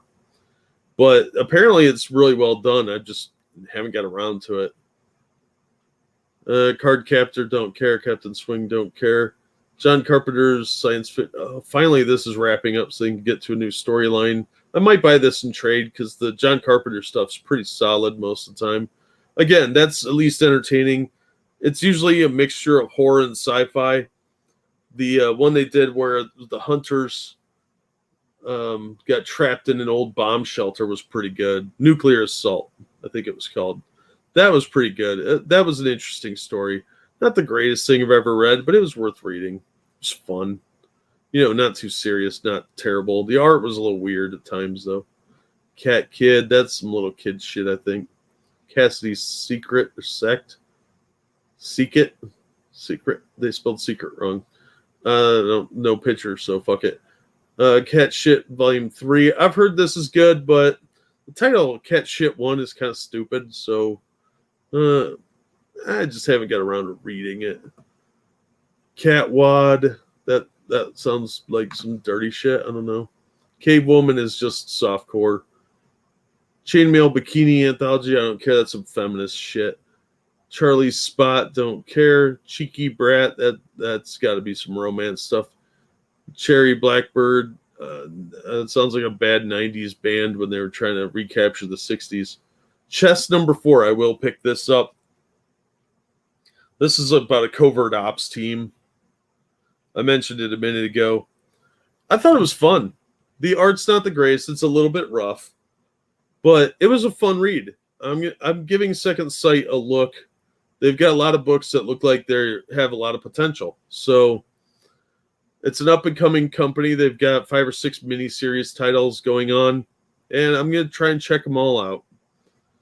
Chicken Devil, cool title. Don't know anything about it. Most unlikely chicken fried revenge story. Yeah, I'll write that down in the maybe column. That's probably one of those that I'll hate it one day and like it the next. Or at least be willing to give it a chance. Children of Whales. They don't mean fish. They mean the country, I think. Chillin' Another World Level. Super Cheap Powers. These titles are way too long. Chronicles of Aristocrat Reborn in Another World. Again, too long. I don't care about an aristocrat reborn in another world. So you got to narrow that down. Tighten that up. Like transdimensional aristocrat. How's that? They're 2 words. I solved your problem. Chuck D presents Apocalypse 91. I don't give a fuck about Chuck D. Sumerian Beyond the Black River. I will check that out because it's Conan done well. The Sumerian books are a lot of fun. Even the ones that really just weren't for me were well done, and I can respect that.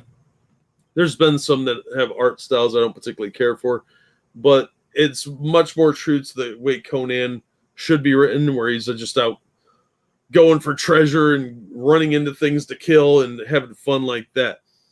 But Marvel is like, oh no, we got to slow him down so you can sit around and look at his belly button lit while he drinks a glass of wine and contemplates life and the universe and why he's so wonderful. It's fucking stupid. Marvel has a way of making everything that could be really cool boring and stupid. Like, they don't even know what to do with the Punisher anymore. Anima came from Disney cartoon movies, true stories. Oh, that makes sense. 2 teenage boys according to the premise. Ew. I want the continuing adventures of Jack Burton or Bill Towner with a crossover. That could be interesting. I would love to see more. Oh God, I just drew a blank. Big Trouble in Little China. They did a comic book about it a while ago. That was like a mini series, but it just kind of vanished. That's one I would love to see more of if it was done well. Those are the sea whales. The country has no H in it. Oh, well, all right then. I stand corrected. I did not know that because I've been up for way too long. Booty Royale is pretty good. Jab actress becomes an MMA fighter. Okay. Oh, well, all right then. Booty Royale for the win. And I'm going to be saying that all day. Booty Royale. Citizen. I don't care. It's a comic book about a lawsuit. Fuck off. Citrus Plus. That sounds dirty. I don't know why. It just does. Plan Killers.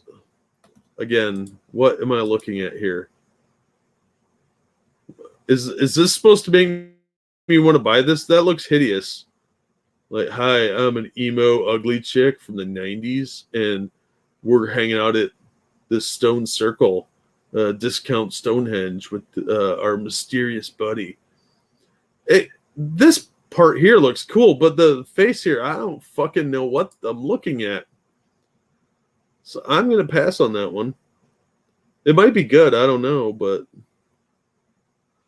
I'm gonna pass. Classmate, I am really bitchy today. Oh my gosh, Commander Rao one shot. Commander Rao one shot. Isn't that a cartoon?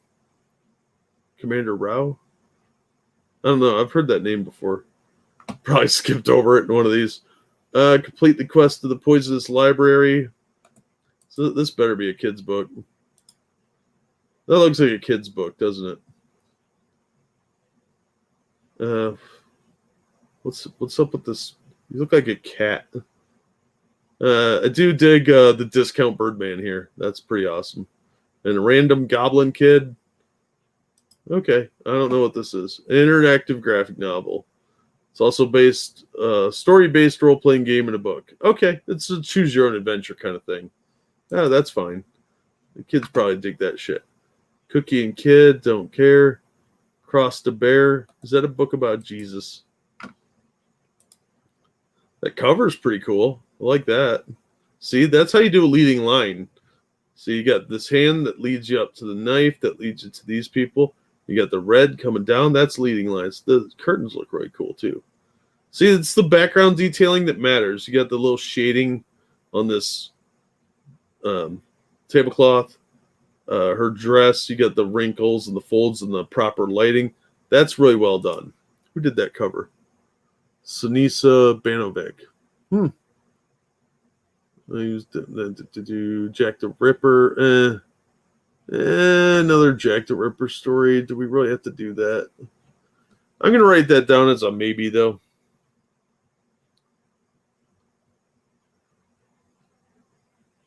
It's another boring Jack the Ripper story, I'm sure, but every now and then one of them will surprise you. But I love that cover. It's really well done. Bitchy Jack is best Jack. That's what I keep telling people, and they're like, shut up. Who are you? Why are you in my house? Citrus is about lesbian stepsisters. Nice. I have a video collection like that. Hi, we should make out and scissor. Crossed. That's just... I do not understand the attraction of that series. It's about these like zombie people, and they get these crossed things.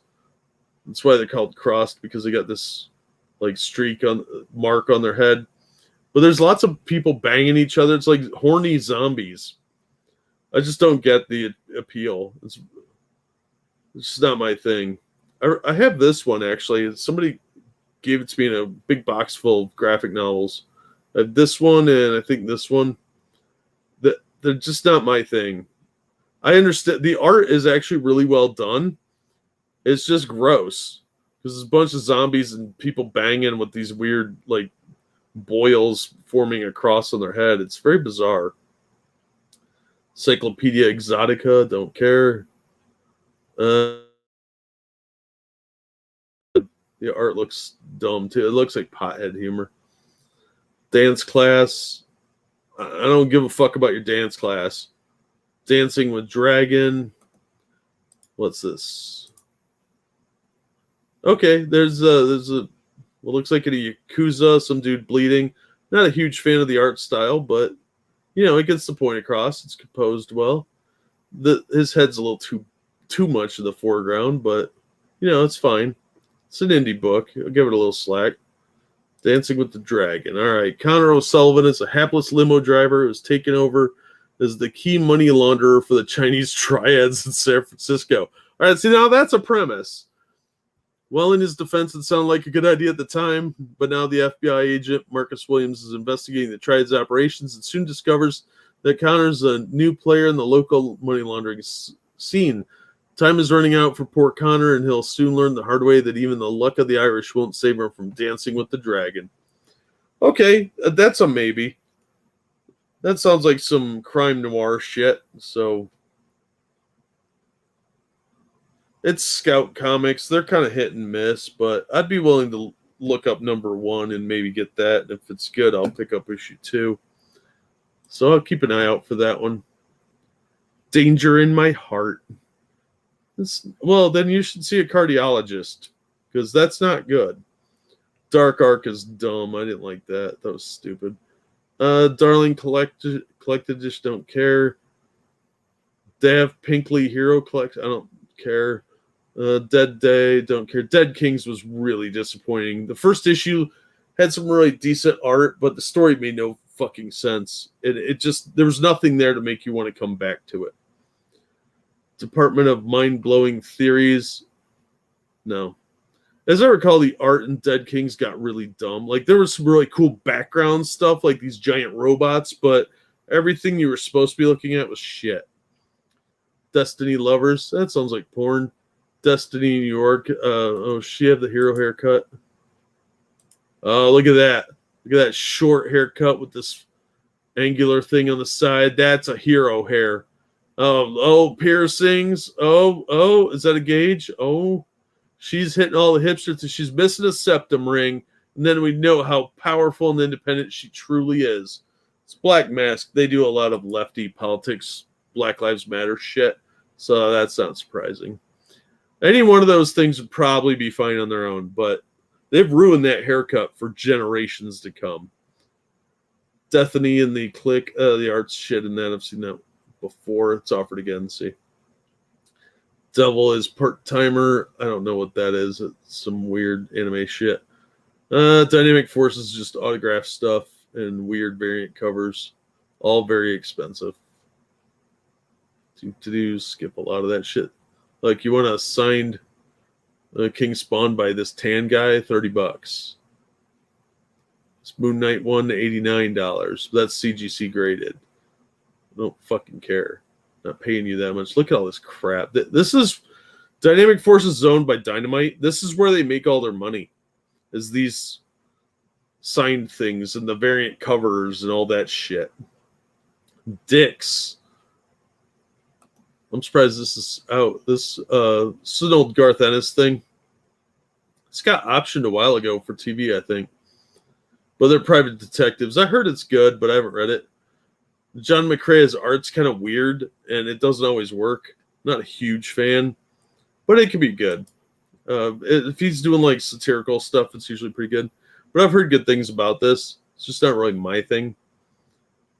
Maybe if I picked it up for like $6 or something. Didn't I say Average Everyday Misadventures? Well, like going to the post office? Yay! Look at that. Yay! I have no idea what it's about, but it's got cutesy girls with big creepy eyeballs. That's my main complaint, is these creepy wide mouths and the big eyeballs. It freaks me out. I don't know why, but it just looks so unnatural. And then if they're crying and they have the big giant teardrops, it freaks me out. I don't know why. I can't read it. It just bothers me because it just looks so unnatural. I'm not scared of it. It just annoys me. I'm like, what is this crap? It kind of triggers me somehow, I guess. Dirtbag Rapture, don't care. Disney Wizards of Mickey graphic. No, that's probably fine. Who's doing this? JY? Yeah, look, that's really good art, actually. Yeah, Wizards of Mickey. Yeah, I'd say it's probably good for kids. It's Disney Comics. See? Written by Disney, covered by Disney. We own everything, even your name. So yeah, for all ages, I'm sure that's fine. I'm not buying it, but it'd be good for kids. This Gin Hunter, we talked about this on one of the streams the other day. This is oh no, this is a different one. This is the black box one. Yeah, I was looking at this one. This isn't the book I was thinking of, but I remember seeing this. I might pick this up. I have to order issue 1. But this looked pretty good. There's another Gin book coming out from Zenoscope that sounded really cool. It's by the guy that created Underworld. So if you like the Underworld movies, you might like it.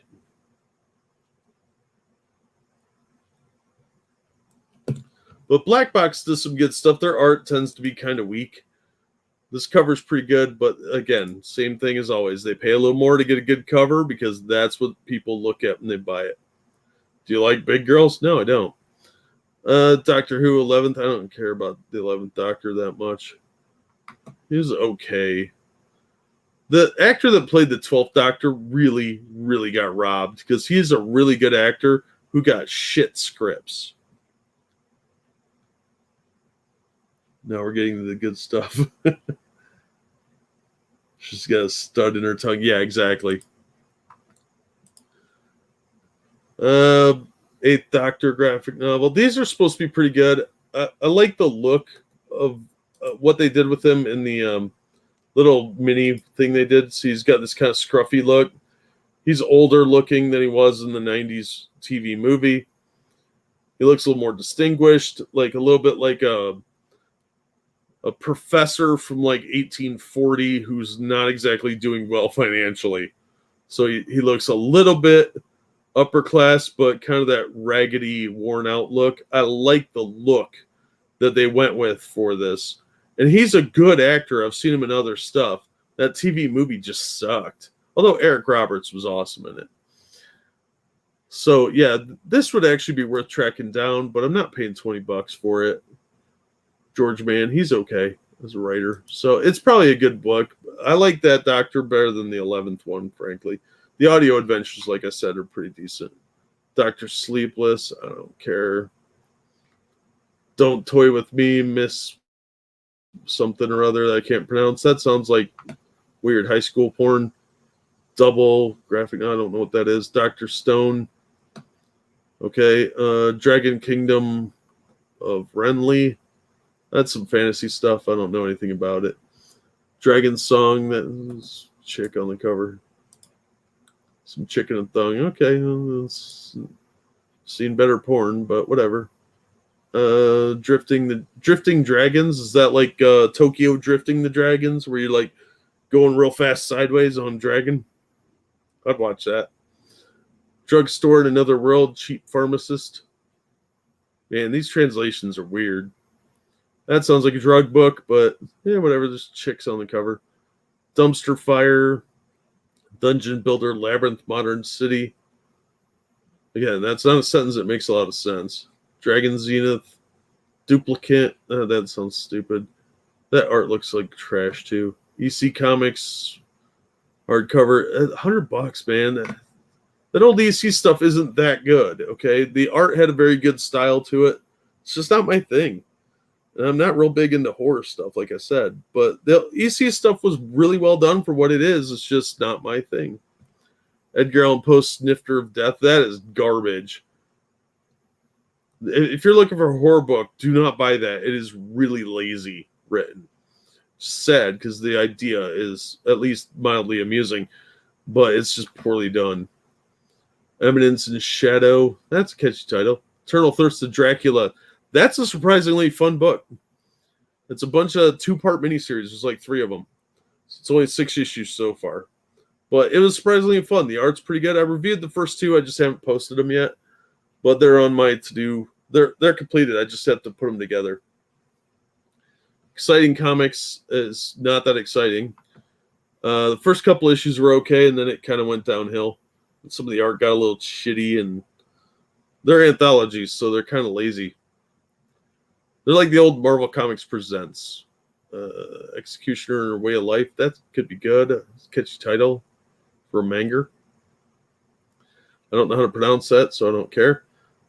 Factory Summers, that's a boring title. It sounds like a user's manual for factory equipment. Fairy Tale 100-Year Quest. I'm not interested. Fairy Tale box set, don't care. Fantastic Giants Facsimile Edition. Oh, this is an old indie book. Who put this out? Originally by Charlton. Charlton was a big deal for a little while. They did Many Ghosts of Dr. Graves and Monster Hunters. They did all these weird giant monster things. So this is really cool. They're reprinting this. A lot of the Charleston stuff was surprisingly entertaining, but it was aimed at like middle school, high school age. So it was usually not quite in line with, it was more on DC's level of readership at the time, especially in the 60s and 70s.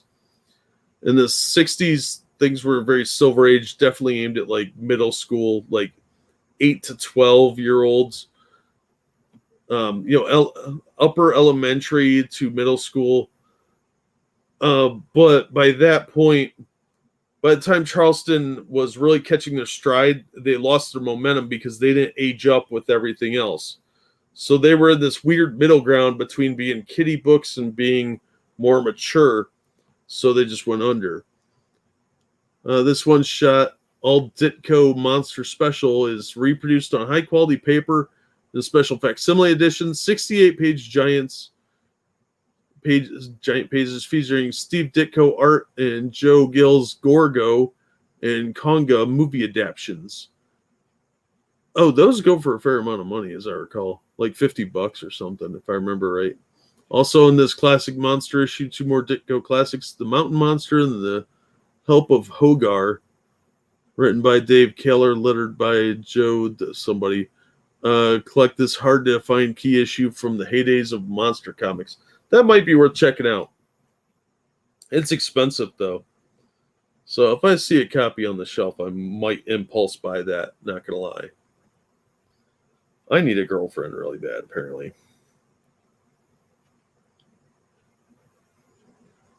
Oh, what do you spend your money on, Jack? Oh, I buy vintage comic books that are reprints. Oh, you buy like old collectible ones? No, I buy the reprints of them. Farming Life in Another World. Oh, Jesus, they're running out of ideas over there. Fight Girls. Just buy the trade paperback for $10. Artists, Writers, and Artisans, all their trade paperbacks are like $10. Don't spend $4 a piece. Just buy their trades if you're even remotely interested in it. And that one looks stupid anyway. They're just TV pitches for Netflix. Good morning, nobody. How you doing? Face acne? Yeah, dude, I don't ask questions. Fly Me to the Moon. Alice, one of these days. For the kid I saw in my dreams, that's creepy. Why are you dreaming about children, weirdo? Forsaken, I might pick that up because it's Second Sight. I want to support small press stuff. And like I said, I've been enjoying a lot of the stuff they've been putting out. It doesn't always come in, but I do try and support them. I had a hell of a time tracking down Blowtorch issue 1. I had to go to this real tiny little comic shop in the hood. And they had it, but I was worried my car wouldn't be there when I came back. Frank Thorne's Ribbit, not for me. Fear Angels, also not for me. Avatar puts out a lot of trash. And most of the stuff is just old reprints. They don't do a lot anymore. They actually used to own, I don't know if they still do, but they used to own Bleeding Cool, the website. Freak Angels, don't care.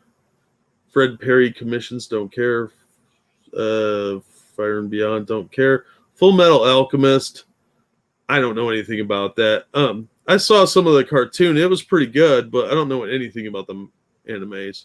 This is a hardcover for $20. That's actually not bad for a hardcover. But yeah, the cartoon was pretty good. Yeah, I called it a cartoon. Deal with it. Gal Gohan, I don't know what that is. Garth Ennis 303, that wasn't my thing. George R. R. Martin, I don't care about. I think he's overrated. Those the Game of Thrones books, whatever they're called, Story of Fire and Ice, they are very, very boring to me. I know that's heresy, but man, I'd much rather watch the show. Never did see the final season. Geronimo Stilton Reporter, that's a kid's book of some kind. Sure, it's fine. I don't like that art though. It looks kind of lazy. Zenoscope book, Art of Camelot, trade paperback. Joe Brusha is a pretty solid writer. He does things more like 90s style, and I like that. This collects Grim Fairy Tales 13 through 25, plus the 2019 annual and 2019 Giant size. Now, if I found the volume 1 of this where they collected issues 1 through 12 or whatever, I'd probably pick that up, but not at $30. But I do like Zenoscope stuff, but I've never gotten into their fantasy stuff. So if I found where they collected the first several issues, I might check it out. Godstorm. Collects Godstorm's. Oh, that cover's badass. Check that shit out. See, that's how you do coloring. You don't do pinks and shit like that. You do green. Look at that. That's awesome. Chick's got a bow. We got this Zeus-looking fucker here with this giant lightning bolt. He looks hardcore, badass, like you should if you're Zeus, where you're not turning into bulls and banging chicks. Lines Greek gods and all humanity at stake. Yeah, okay, this looks good. Yeah, if I could find this cheap, I might buy this.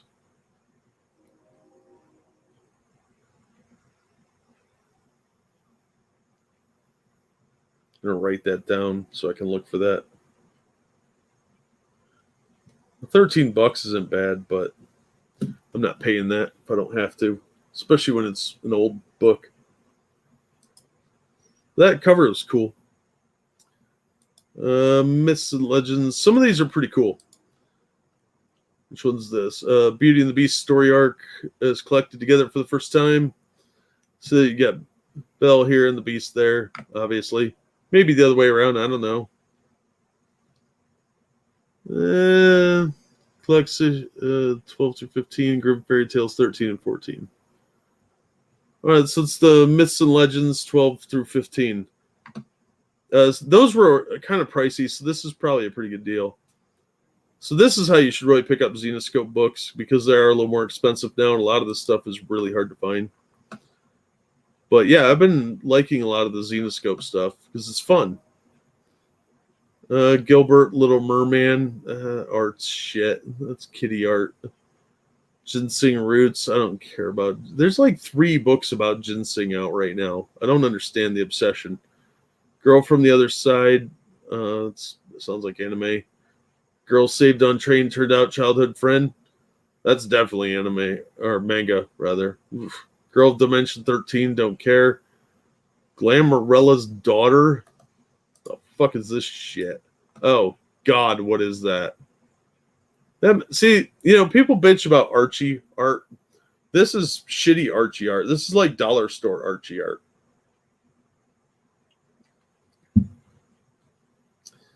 That kid's head is gigantic, too. What is happening? I am going to not buy this. Goblin Slayer. I've heard this is good. I don't know. That looks like it might be more my speed than some of the other mangas. I don't know what this is, but it looks creepy. God is Dead. That's a trash book. Gods of Brutality. I read issue 1. I am so glad I did. It was a lot of fun. If you like heavy metal stuff, it's definitely along those lines. This rock and roll star dies and goes to hell, and he prays to anybody that'll listen to get him out of there. And Zeus and Odin, who are really fed up with their kids, decide to send Thor and Hercules down to rescue him. And now they got to get out of hell. It was a surprisingly fun story. Golden Age fight comics, those are pretty fun, but it's definitely not going to appeal to most modern audiences. Oh, sorry, Bubba. Wow. Thank you, ex-Bubba Hotep, for the generous donation. This should help your bargain bin diving. Oh, I do love them. The tip a guy gave me 2 hours before he was trespassed for being an asshole. Oh, that's awesome. Thanks, man. I appreciate that. That's really helpful. And yeah, I'm going to hopefully go to the comic shop later today and dive in. They got some new 50-cent boxes and dollar boxes from a big collection they bought at the one shop, and I really want to go through them. So that helps quite a bit. Zombie, that's the second time I've been asked that. I got about 6,000 right now, which is, significantly less than what I used to have. I had an entire room dedicated to them. I had about 100,000 comics, but I'd been collecting for roughly 20 years at that point.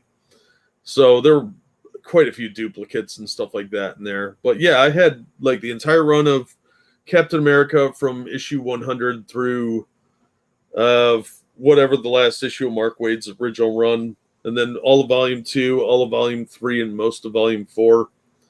I had all of the Daredevils from 100 through 350 something. Same with Avengers, same with Spider-Man. Spider-Man I actually had some really early issues of. X-Men, I had 2 sets of 150 through 300 and something, because I bought a collection that had a bunch of them in there, and I had 2 sets of those. And I had issue 4 at one point, and I had the first appearance of Juggernaut and somebody else. It was like issues 4, 11, and 12, I think, were the issues. Some major first appearances. They weren't in great condition or anything, but I had some of those. Yeah, I used to buy entire collections, and then I had the store stock on top of that. So, yeah, a lot of comics.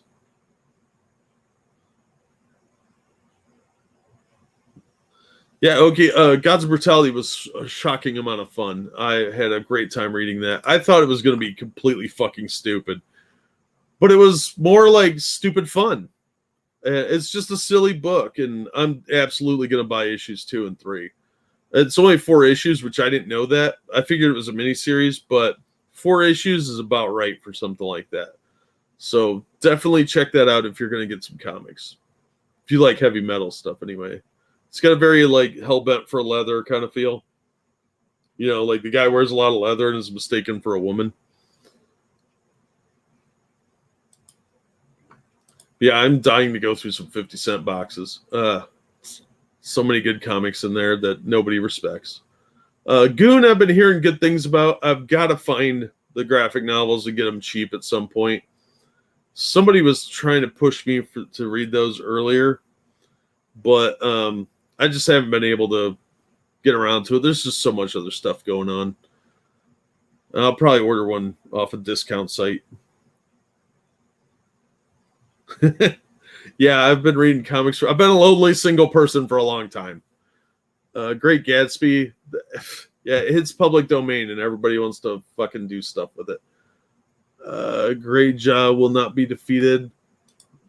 That's obviously manga, but see this weird chibi shit. Most of the time, I get the appeal. It's just not for me, and I find it kind of creepy that people have these enormous heads with stick necks. They make no sense physiologically. So, like, even with this creepy mouth and eyes that look like nightmare fuel to me, at least proportionally, this is less weird than this. So I just don't. I'm in the wrong age demographic, I guess. Grim Fairy Tales. I would read that if I knew what the fuck was going on in that series. But Gun Honey, if you like crime noir stuff, Titan Comics does these crime noir books that are actually pretty fun. Some of them are really good. I've read 1 or 2 that just I didn't think were very good, but you know, they just weren't for me. What's Hard Promises? I don't like the art. It's a teenage girl with a katana and her femboy. I don't know. Miles and Red's relationship stopped abruptly during their senior year of high school. Red left without saying goodbye to anyone, breaking Miles's heart. And I stopped caring already. So there's that. That's a thing that exists in the world. Let's see. Hard Promises, different cover. Harvest of Horror. Oh, Caliber. Yeah. Caliber had some great horror stuff back in the day. They did a Fright magazine. Or no, that was Eternity. Eternity and Caliber had good horror stuff back in the 80s, though. So this is probably pretty good. They were black and white most of the time, though. So if you don't like black and white books, you're probably not going to like it. But Caliber and Eternity did some really good horror stuff that you can find relatively cheap now. It's usually under $5. I've found a bunch of them in 50-cent boxes over the years. Fright was pretty good for that. They had awesome covers, too. Hell Hath No Fury. That's a cool title, but I don't know anything about that one. Don't care. Legendary Assassin with Giant Knockers. Okay. He Who Fights Monsters. I don't know anything about that. It might be okay. Not spending the money on it, though. Let's see. Heartless Prince. Don't care. Heavy, number 10. I don't know. There's no cover image, so fuck you. Hecate's Will. That's a black mask, so it's probably racist. Hell's Paradise, don't care. Hell Witch Forsaken. We kind of looked at that earlier. Sometimes they're out of order on these. Her Royal Highness seems to be angry. Must be that time of the month. Hero Laughs, Paths of Vengeance, second time. Title's too long and confusing. Hidden Dungeon, only I can enter. Hell Hath No Fury. That's a black mask, so it's probably racist. Hell's Paradise, don't care. Hecate's Will. That's a black mask, so it's probably racist. Hell Witch Forsaken. We kind of looked at that earlier. Sometimes they're out of order on these. Sometimes they're out of order on these. Her Royal Highness seems to be angry. Must be that time of the month. Heroes Laughs, Paths of Vengeance, second time. Title's too long and confusing. Hidden Dungeon, only I can enter. That sounds like porn. Hilda and Black Hound, don't care. Hilda Wilderness, don't care. History of Western Art and Comics. Those are interesting, but not really for me. Somebody My Hero, that sounds like gay porn. Home, trade paperback, don't care. Horizon Zero Dawn, again. Horror comics. These horror comics from Antarctica aren't very good. I know they're trying hard, but a lot of them just landed flat for me. I didn't even bother to review them. I didn't like them. This Jabberwock issue might be good, but if you're looking for horror stuff, you can check it out. But I don't think they were very good. A lot of horror stuff doesn't translate tension in comics, so it just tends to be kind of boring to me. Hot Comb, that's a dumb title. Hot Lunch Special, that sounds like Food Channel. How heavy are dumbbells you lift? Okay, a manga about weightlifting. Sweet. How to alienate friends and avoid people. Read comic books. H.P. Lovecraft, The Lurking Fear, trade paperback. Caliber Entertainment again. Caliber's making a comeback. This is probably pretty good, actually. Let's see who's doing it. That doesn't say. We can see the artwork looks pretty sweet. If I remember correctly, this is a reprint from the 80s because I've seen this image before. So I might actually pick this up. There's been actually a lot of stuff on the list this time. Usually my list isn't this long. At least not this early in the looking at the book. Like, I'm always on the fence about stuff, so. But yeah, this is probably pretty good. Lurking Fear was an interesting book. It's got the original story, and this is an adaptation. So you do get the original story as well. So that's pretty awesome.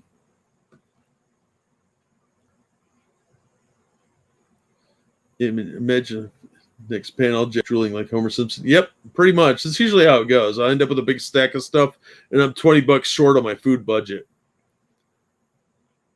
6K is impressive. That's nothing. Seriously, that is. It's just they're heavier now, because I'm old and I'm fatter.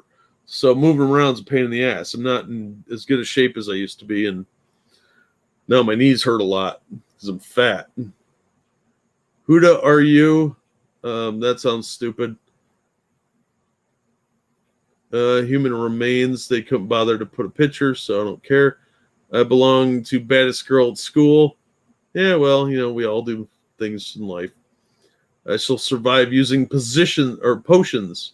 Oh, well, hobbies. I survived. I don't care. It invaded broken. I don't. Okay. Good for you. Ignition City. I don't know what that is. It covers look kind of cool though. I am the cat lord's manservant. I know that feeling. Walk outside and the cat just starts yelling at you. Oh, you kitty cat, meow meow. And then there's some dude with cat ears. So this is probably a gay dude that's gonna get it on with another dude, and then you got this cutesy kitty cat that's forced to watch. I don't know what this is, but it exists if you're interested. I don't judge it to your face. Inspector, that could be cool because it's got ghosts. Inside Mari, dirty. I've become an Omega today. I don't know what that means.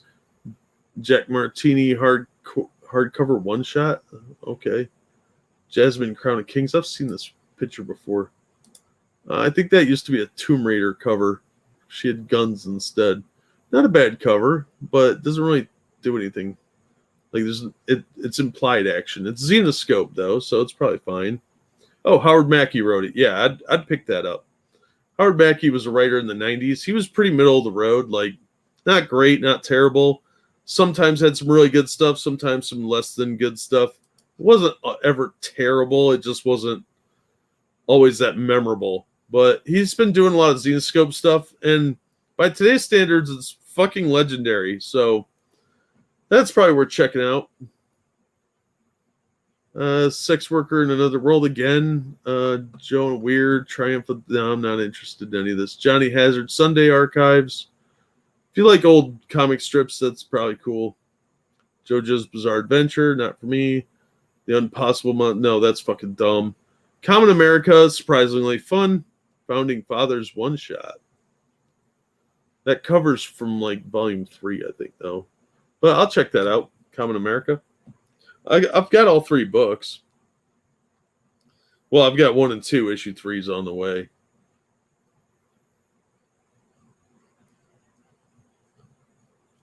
I haven't been disappointed yet. Karate Survivor in Another World. That's a cool title. I like karate and Alien Worlds. All right, you're selling me. That's some kind of romance book. Ken Reed, world, whatever. Kids, oh my god, kids that fight zombies. So original. King Beasts, I don't know what that is. Some cat people stuff. It's for you cat people. Knighted, they had to knock off. God.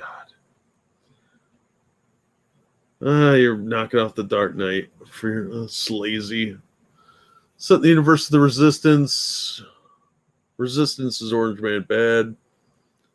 Introduce Mass Vigilante for the 20th century. So original idea. Bob Ryder's a hapless bureaucrat whose bad luck streak comes to a crescendo when he accidentally kills the city's Mass Vigilante the Night. Oops.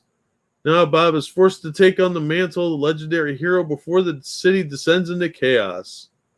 Good thing he's got the Knight's former butler assistant to show him the ropes. That sounds fucking stupid. A lot of their stuff is just lazy TV pitches. Knights at Dinner Table, gamer stuff is fine. La Muerta, these are actually pretty fun, but I'm not buying the $25 or $40 shit. No, it's just not happening. It's not worth it. This is for the mega whales that want to get a little bit of everything. And they think all this stuff's going to be worth money, and it's very often not. It's only worth something to them. Legend of the Vanguard. This is by Advent. Oh, Tony Cottrell. Yeah, he wrote that Ultra book that I talked about a minute ago. So I'll check this out. I think he's a decent writer. The artists that he gets aren't always the best. Marcelo Muller, though, I've heard that name before. But I'll check this out. See, the only way we're going to actually get good comics is to go to the indies and give some of these guys a chance, because they tell some good stories. And more often than not, they're putting more effort into it than anything at Marvel and DC. So give it a shot. Lev Gleason Presents. This has got the public domain characters from Lev Gleason. I don't like the art, but I do like the characters. Like, this is the original Daredevil. And then you've got young Robin Hood, West Coast Canuck, which is another Captain Canuck type character. Freelance, I don't think I know that much about that character, but there's some interesting potential for these. They're just really always late, and they're $10. So it's a mixed bag. Life is Strange is stupid. Lost City Explorers was fucking garbage. Living Corpse Relics, I haven't read that. I tried ordering issue 1 and 2, but I didn't get them. American Mythology is an awesome company, and this looked like a fun horror book, but I can't give an honest opinion of it because I can't fucking find it. But if I can find issues 1 and 2 and read them and I like them, then maybe I'll pick this one up. Love Me Not, Love of Kill. I don't know what that shit is. Lunar Ladies, that sounds like lesbian porn. Lust Grass, that sounds like smoking weed and making out. Not for me. Made in Abyss Anthology, no. Magical Girl Site, don't care. Magus of Library, whatever. Maker Comics on Conduct Science Experiment. What? Look at that shit art. This is just lazy. What is this shit? I guess it's if it's for kids. I suppose it's like a DIY thing. I don't know. Not for me. If I had kids, maybe I'd be a little more attentive to this stuff. But Man in Furs, nope. Manga classic, Midsummer Night's Dream. That's probably fine. It's manga version of Shakespeare. Man, Goat, and Bunny Man. I have all 3 issues of this. They each cost about $6. Buy the trade for 10. It was a silly, goofy book, and it was kind of fun. Not gonna lie, it was weird. Bunny Man has like multiple personalities or something, and they're both based on legends from Prince George's County in Maryland. So, for those of you that don't know, the Goat Man was a Lover's Lane monster that was seen a few times in Prince George's County. And Bunny Man was some drunk guy in a bunny suit with an axe attacking construction sites and an Air Force guy. So he threw an axe at some people, and yeah, he's just some drunk that was out there terrorizing this housing development in like 1971. I have the original articles on it. It's pretty fucking weird. There's not much to it other than that, but one of these days I'll cover that on my weird channel. Mao, like Chairman Mao. Oh no, investigating a strange cult. So I doubt that was Chairman Mao. So I don't know what that's about, but I'm not touching it just on the off chance it's got commie taint. Matt Maker, not commie taint as in hot Asian chicks area between her vagina and butthole. No, but like communism touched it. Porcelain, don't care. Mark something, story of his life. I don't know who this is and I don't care about him. Martial Magic and Muscles. That sounds. Oh, it's Viz, so it's probably a manga. Masterful Cat depressed again today. Oh, poor kitty. Shouldn't be depressed. He's a kitty cat. Okay, that's kind of cute. Kind of nightmarish, too. But, you know, if I saw a cat wearing a cooking apron, I'd probably pass out in terror. More Lady Death stuff. Mercury Heat. I don't know what that is offhand. That sounds familiar, but Merlin and Hector, no thanks. Metabarons, I knew a guy that was real into Metabarons, but it just didn't really catch me. It was kind of like early steampunk stuff. We start eating rice and pasta. Hey, no problem, TOS. Glad to help. Ew, commie taint, right? Where's my mouse? Goblin Slayers based off the author's D&D campaign. Okay, that might be good. I can see it. No wonder it sounded like it might be kind of fun. Dark Fury with an axe sounds interesting. Yes, I don't know. It might be. I don't know enough about mangas, so I'm really not a good source for that kind of thing. Methods of Dying. No, whatever this is, I don't give a fuck about that artist shit. Midnight Vista. I don't know anything about it. It looks terrible though. Muraku-chan. I don't know anything about that. This looks like some high school drama shit. Miles to Go. That looks like a start of a porno right there, and not the ones you want to be having on your hard drive. Misty presents Jordi Body Romero. It's 2000 AD, so it's probably fine. Not for me though. Misty trade paperback. There's a couple of Misty books here, so the art style is pretty cool. I've seen this art before. Entire run of Misty's 2 most popular strips, Moonchild and Four Faces of Eve. Oh, okay. I think this. Okay. Monster Musumi. I don't know anything about that. Moths. No, not buying Artisans. I don't know what Winter Follies is. This not for me. Murder Book, True Crime. That's probably fine. Murder Hobo, Chaotic Neutral. I don't like the art, and it looks kind of dumb. Murder hobos are cats most of the time, so I don't know what they're referring to there. Muscles are better than magic. Yeah, everybody likes playing a barbarian now and then. My androgynous boyfriend. I've seen porn like that, and it's always a surprise. My bad. That art looks like trash. It's lazy looking. It's probably okay in the book, but this dude's got a chandelier on his head. You're not even trying. Guy's got a stoplight on his chest. Stupid. My begging chart probably involves sex. My boy graphic novel, that sounds like gay stuff.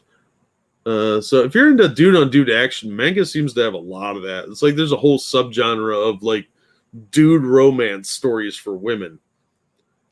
There's a term for it. I don't remember what the name of it is. Quizzer told me about it one time, and I was shocked to find this was a genre for women. My Date with Monsters doesn't have a cover. My Hero Academia is very popular. I don't really understand it, but whatever. People are reading. My Next Life is a Villainess. It's catchy. My Wife Has No Emotion. I've dated those. My Senpai is Annoying.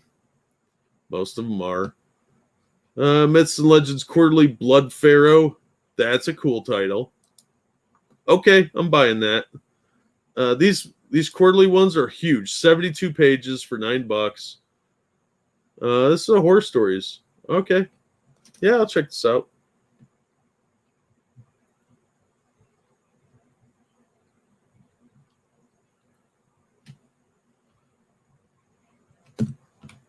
Yeah, I'll check that out. That looks pretty cool. Xenoscope, man, they're really doing the old style of comics, and it's way more fun. Never, I don't care. New Game, don't care. I don't know what that word is. 9 Stones, it sounds painful. Ninjak, oh god, that art is shit. Monster Nets, whatever. This is fan service. Oh, okay. How you doing, Johnny? Not a fan of Moomins. Find them creepy. I don't know what Moomins are. Wonder what Bob Dole's doing right now. Probably sleeping or drinking some Ensure. I think the term is gross. Yeah. Monster Masumi was Hot Monster Girls. Slice of Life. Probably won't like it, but I love it. That's fine. Yeah, I mean, I think if you're enjoying it, that's what matters.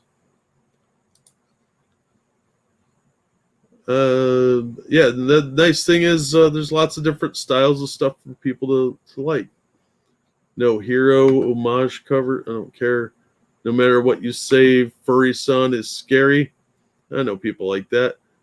Nobody's Child. Don't care. Stray God. The interesting title. Normals. Don't care. Not all robots. Hashtag not all robots. It's another Artists, Rice, and Artisans, so just wait for the trade if you're interested. It'll only be $10 instead of paying 20 or more. Nowhere Generation. That sounds like a shitty band. Nukem Classic. Oh, these are fun. These old war books where it was like, the world's going to descend in atomic fire and just fear-mongering propaganda. Good times. There's some crazy ones with amazing covers. I have to go through some old Golden Age war comics because some of them were just nuts. They made no damn sense, or they were just weird. And the atomic attack ones, they were crazy. They had some cool covers though. Old Man graphic novel. That's a movie, isn't it? I don't care anymore. One More Year, don't care. Onward Towards, don't care. Orcs in Space, don't care. Out. Another World War II pitch from Artisans. Overlord, great title. Overstreet Guide again to Lost Universes. Yeah, I don't care. Passport. Unforgettable graphic memoir.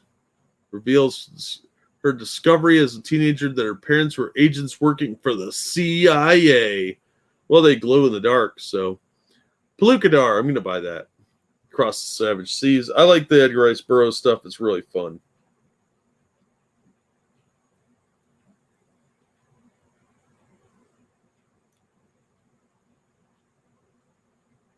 So yeah, again, American mythology, keeping it alive, keeping it real. That was Old Boy. Oh, my bad.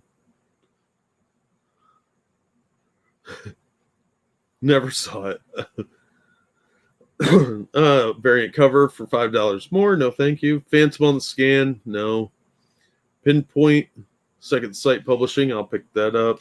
I'll put it on the list anyway. Looks like a one shot too, so should be fine. Pixels of You graphic novel. Don't care. Pokemon. Don't care. Pompo the Cinephile. Weird that it's a comic. Popstar Assassin. Okay, that could be catchy. Doesn't look like it's for me though. Do lots of variant covers too. That's not a good sign. Popular Most presents Into Overworld. I'm not interested. Possessed trade paperback. Don't care. Pre-code adventure comics. Those are probably fun, but overpriced. There are soft cover ones. This is the hardcover for $50. They usually do a paperback version for less. They have the slipcase, the hardcover, and then the paperback. So, here's the Classics Beyond for $26. This is usually the price for the paperback, and then the hardcover's $46, and then the slipcase will be $57. So, yeah, they're really cool. Some of those are a lot of fun. Others are just dumb. So it's a real mixed bag. Project Wildfire, that could be cool. I'll see if I can get that too. That's another Second Sight one. They do all these mini-series, so you don't have to have a huge commitment. But they're an up-and-coming company, and they seem very interested in success. So giving them a chance. Planet Comics, I've read a couple of these. They're very weird. Like, it was like they were introducing characters and then they never revisit them. So, like, oh, here's a guy, he's going to be the next Buck Rogers, and then you never hear of him again. But they had some cool, like, crazy sci-fi stuff where you're on the moon and there's a dragon, goofy crap like that. The pre-space age. I don't know what that is. Pup Detectives. I don't know why that's a thing. Ragna Crimson. I don't even... okay, that's a thing. Ranger Stranger, that's catchy title, but the art looks boring. Razzle Color, I don't know what that is. Too late or early in the morning for this shit. Real Account, that cover's kind of cool. Looks like the chick from one of the girls from Baby Metal. Reborn as Polar Bear, all right, that's interesting. Forest Guardian, yeah, okay, I can see why people would like that. Recount, not allowed to talk about that. Red Xmas, I don't care. This is going to be dumb. Tragic toy accident. Santa vows to make all those little brats pay. That sounds stupid. I'm not really into the twisted fairy tale things where they take fun kid stories and turn them all dark and sinister. It seems kind of disgusting to me. I am generally alone on that, but I just find that kind of like, you don't want to ruin everything that was good and innocent about childhood, So if you're going to write something about Santa Claus, make it like the Bomb stories, where he has an adventure and it's fun. And, keep kid things for kids sometimes. Red Shift, I'm not buying that. Reincarnated as Villainous again. Reprise of the Spear Hero. Okay, that could be cool. It's a catchy title. Restart After Coming Back Home. That sounds like a weird relationship movie from Lifetime. Retina, no. Rick and Morty. The comics are okay. They do have pretty good writers on there that kind of follow the cartoons pretty well. Rise of the Jinn. This is the one I was talking about earlier by the guy that created Underworld. I'm going to check this out because it sounded fun, and I'm glad he's supporting Xenoscope because he probably could have gone to DC with this.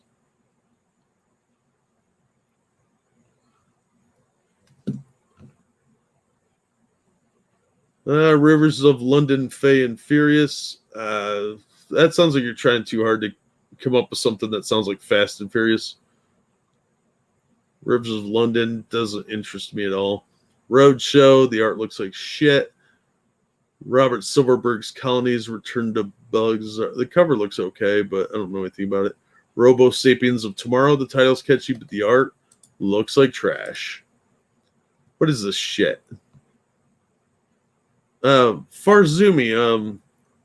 I follow her on Twitter. She's about poly streams a lot. She draws better than this. And she does it for fun.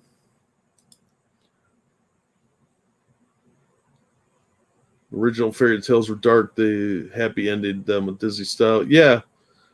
But the modern attempts to darken them. It's like if you want to do that sort of thing, go with the original story, which had a moral. And it was like a parable. You're trying, or a fable. You're trying to relay something in a vernacular that literate people or children can understand. So you have to kind of couch it in these terms they'll grasp and concepts. What they're doing is taking something that was like that and then converted to a more innocent form and then re-corrupting it in a lazier way. And that's usually what it is. It's that it's lazily done. They're doing it for edginess. And if you're into that sort of thing, that's fine. It's just not for me. I find it boring. Robin Hood Hellfire. I'm going to pick that up. I like the Robin Hood character. She's pretty cool. She's like an interesting Green Arrow.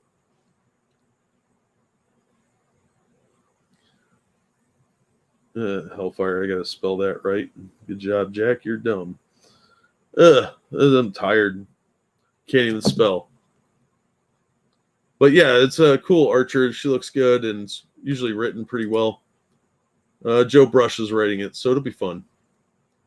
And look at that cover. Lots going on here. See, that's action packed. There's fire everywhere. There's this Satan looking dude up here and this chick with knives. And obviously she lost her bow. So yeah, it could be pretty badass. I'll check that out. Red Clover Charlie, don't know what that is. Rose graphic novel, don't know what that is. Oops. Prize Comics actually was pretty interesting. They had some really fucking weird stuff. A lot of stuff in here you would not get away with today. Like this dude's dropping, this big Mongo looking guy's dropping a safe on these two. That's Frankenstein. The Merry Monster, and who are these two? I forget. They got their underwear on. They're tighty whities. He's gonna drop a safe on these two guys. You can do that today. Like, oh yeah, he's just murdering people. Getting the polar bear one, it's okay. It's also second ed, another world manga. Oh, okay. Oh, that's fucked up. The other one's a cat. Yeah, so these prize comics, a lot of these old comics had some weird stuff. Like Boy Comics had a villain named He-She. And I think you can kind of guess what that one was. But you wouldn't be able to get away with that now. You probably couldn't even reprint that one without somebody calling you a transphobe. But like, look at the monster here. He looks kind of special. So for $36 you can relive some of these ancient things. Frankenstein stories from Prize Comics 38 through 68. So yeah, the Golden Age stuff is a real weird. They were just throwing anything out there. But yeah, I would check that out if it wasn't $40. But that's a paperback softie. See, I don't know why they call them that, but they're just trade paperbacks. Run for It. Slaves Who Fought for Their Freedom. I'm not interested. Tired of the slavery stuff. It's creepy. Runes Collected. Don't care. Rush. Don't care. S Factors. I don't care about any of these. Sailor Moon. Sanctus Monster Appetite. That sounds like some weird food thing. Sailor Moon's very popular, I guess. Samurai 2.0. Oh, okay, that's a catchy title at least. Action Lab's a little hit and miss for me. But if you're into manga stuff, this might be good. See, the cover's kind of cool. It's one of those weird baggy clothes that manga people like to draw. So it's an omnibus. It collects 1 through 4. Could be good. I don't know. Not really my style, but It's something I'd be willing to check out later down the line if the art's not annoying. Scary Christmas by American Mythology. That's probably okay. I might pick that up.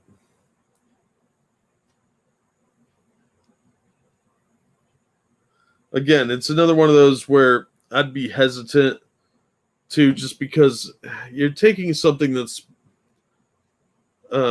it's just not done well when they do a lot of these things where they try and be edgy, and it tends to fall flat. But American Mythology's got pretty good stuff, so again, I'm not gonna belabor that point much more. Yeah, okay, you could call people Nancy boys back in the day. You can't anymore. You're not wrong, Gladys. Save Your Book Cafe, another. Oh yeah, that book again. Football Farewell, My Dear. Oh, I read that as Creamer. Jesus. Kramer. I'm assuming that's a football term. That's two dudes about to kiss. Scary Christmas. More. There's boob cover. School Zone Girls. That sounds hot. Scoop Lunch Takeoff. The Scoop books are little one-shot things that I don't really care about. They're for little kids. Search for Who? I don't know. You tell me. Second Coming. That book's fucking dumb. That's one that got dropped by DC because it was too controversial. But it was really just because it was stupid. Serial. That's dumb too. Shangri-La. Don't care. Shepherd Path of Souls. I don't know what that is. Catchy title though. Shi no Kage is actually surprisingly fun. It's supposed to be a 3-part miniseries, and then they realized they couldn't tell the whole story in that time. But I read the first 3, and it was surprisingly fun. It's about a samurai guy. The first 3 issues are about a guy trying to get accepted into the clan, and he has to go through the forest of dark times, where he has to face his fears and trials and tribulations, that sort of thing. It was pretty fun. It was a very straightforward story, but it was good. Shortest Diary. I don't care about this lady's Red Shoe Diary horror stuff. Shirley and Jamil's Big Fall. Okay, fat kid fell over. I don't give a shit. Silence. Second Sight. I might check it out. Looks like a horror book.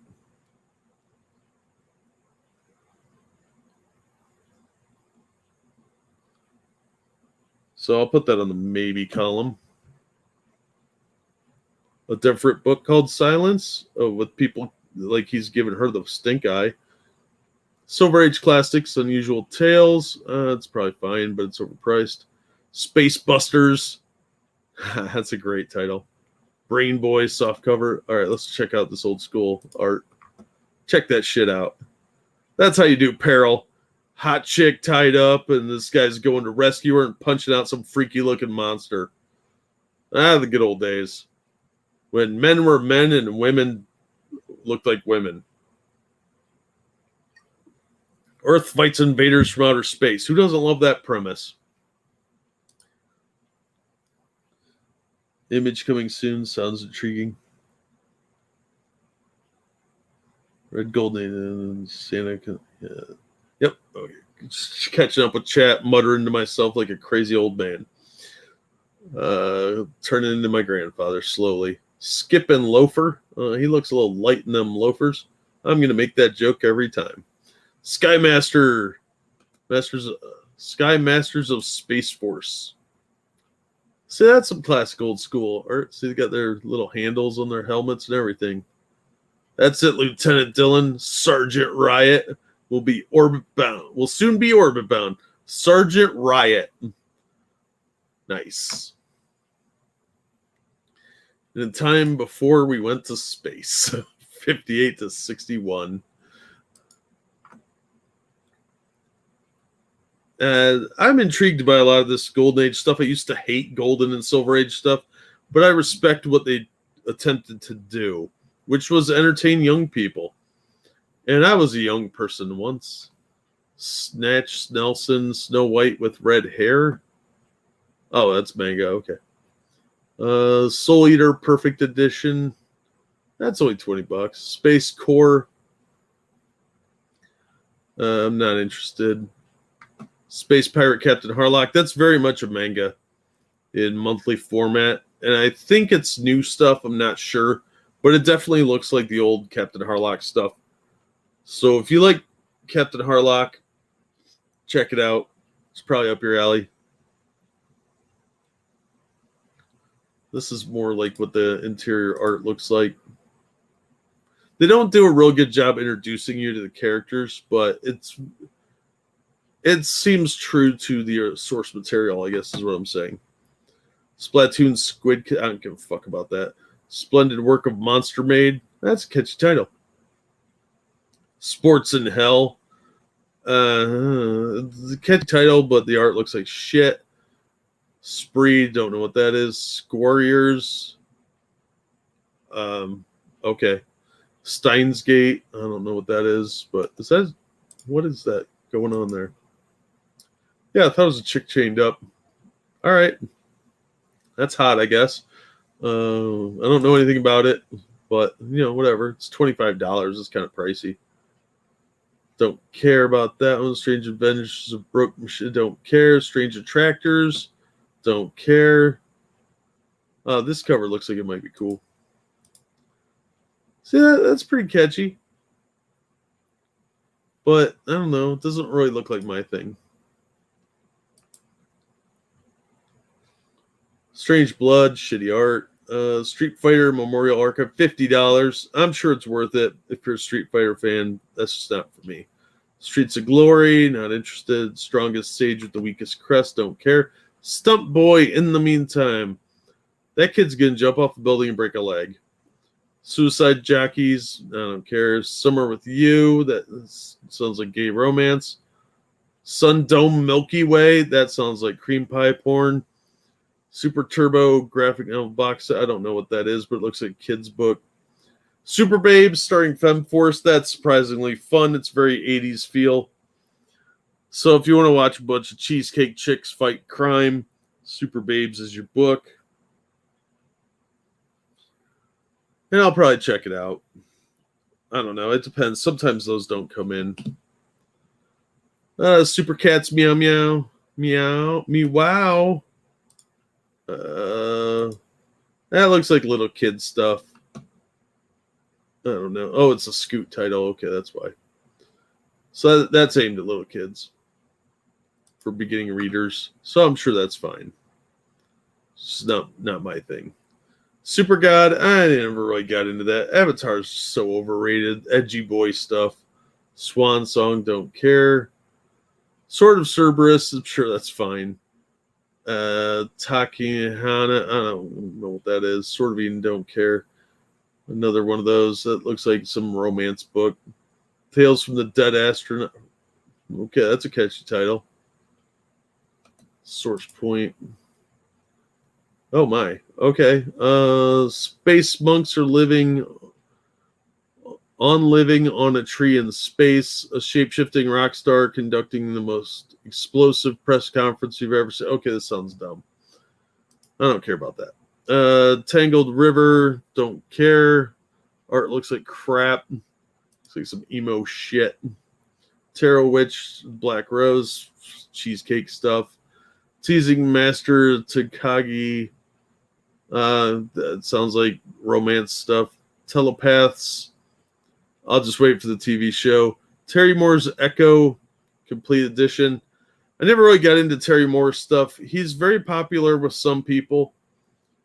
I just don't care about interpersonal relationships that much if I'm not involved in them. And it's like he does soap opera type stuff for the most part. The Edge, I've got the first issue and I ordered the second issue, so I'll probably end up getting this, but I don't know. It depends if it's any good. I haven't read it yet. I think I have issue 1. I better check. But it's Second Sight. Like I said, I'm going to check out a lot of their titles because they're a new company and they seem to be trying a lot. The Time I Got Reincarnated as a Slime, that sounds dirty. History of Science Fiction, that's probably interesting. I don't like giving Mark Waid my money, though. He runs Humanoids. Third Wave 99, I don't care about that. Three Stooges April Fool's Day Reader Pack. The Three Stooges comics are pretty fun. The American Mythology's done a real good job with those. Thud, that sounds stupid. Tide Song, don't care. Time Stop Hero, that's gotta be porn. Time stop stuff out of Japan's usually involves time stop and then having sex. Tiny Acts of Violence, catchy title, probably stupid though. The art looks terrible. To Drink and Eat, most modern comics. To the Death graphic novel, that's catchy title, but $30 is overpriced. Today's Menu for Somebody's Family, cover looks boring. Toilet Bound, what? It's a book about somebody that's got to poop. Tom Dancing, don't care. Tom Holland's Fright Night. Ooh, Fright Night. American Mythology's doing Fright Night. I heard they were going to do this, but I didn't know if that was true or just a rumor. Century editions are limited to just 100 total copies printed. Century features black and white virgin art. I don't care about that. I'm not going to get the special edition, but I will buy a Fright Night comic book. They did one from Now. Now was a great company that did just licensed properties. They were very expensive for their time, but they had Terminator, Fright Night, Married with Children, Speed Racer, Racer X, the Real Ghostbusters, and a couple others that I can't think of off the top of my head. But I loved those books. They were so much fun. I had a lot of them. I'm probably going to end up reviewing a bunch of them too, because I've got several issues of the Ghostbusters one and some Terminator ones floating around. And I'll probably pick them up because they're fairly cheap now. They're like $4 or $5 a piece. They were low print run for the most part, but you can track them down relatively inexpensive. The Ghostbuster ones tend to be fairly expensive, but the others not so much. So the Terminator ones, I remember liking those. Steins Gate sounds like the Butterfly Effect. That one surprised me. Men were women and women knew their place in the dungeon. Fact. You tried to look that up. Quiz was talking about opening of that rabbit hole is not a venture I want to take. We'll just have to ask Quiz later. That's fair. Tiny Acts of Violence, a microaggression book. Nice. Trailer Park Boys, big ass comic collection, trade paperback. That Trailer Park Boys are getting into comics for some reason. I seen like one episode of that show and I don't remember it. So I'm going to have to watch that. I know Sinatra speaks pretty highly of it if I remember correctly. Trash and Can It, Disposable Heroes. It sounds like a kid's book. Treasury of British Comics. Yeah, I'm sorry. I don't have time to care. I'm sure they're fine. Trinity, don't care. Trinity 7, Magicians. 7 Magicians. That sounds like a samurai. 7 Samurai with wizards. That could be cool. Turkey Day. What is this? Oh, so it's Thanksgiving. This is just a Thanksgiving knockoff. And the number of century benevolent white settlers brought civilization and home-cooked meal to savages this year. The pageant is interrupted by a group of turkeys from a local farm that are controlled by an alien visitor. That's a knockoff of Thanksgiving. Thanksgiving did it better. Gonna skip that one. Come on, mouse on internet. Work with me here.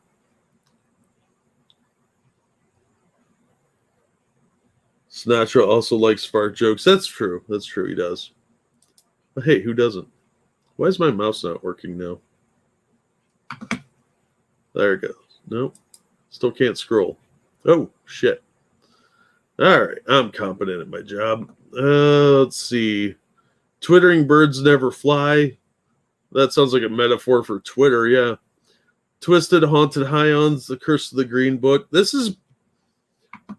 Okay, so Twisted is apparently a band that I know little to nothing about, except they wear like this white makeup.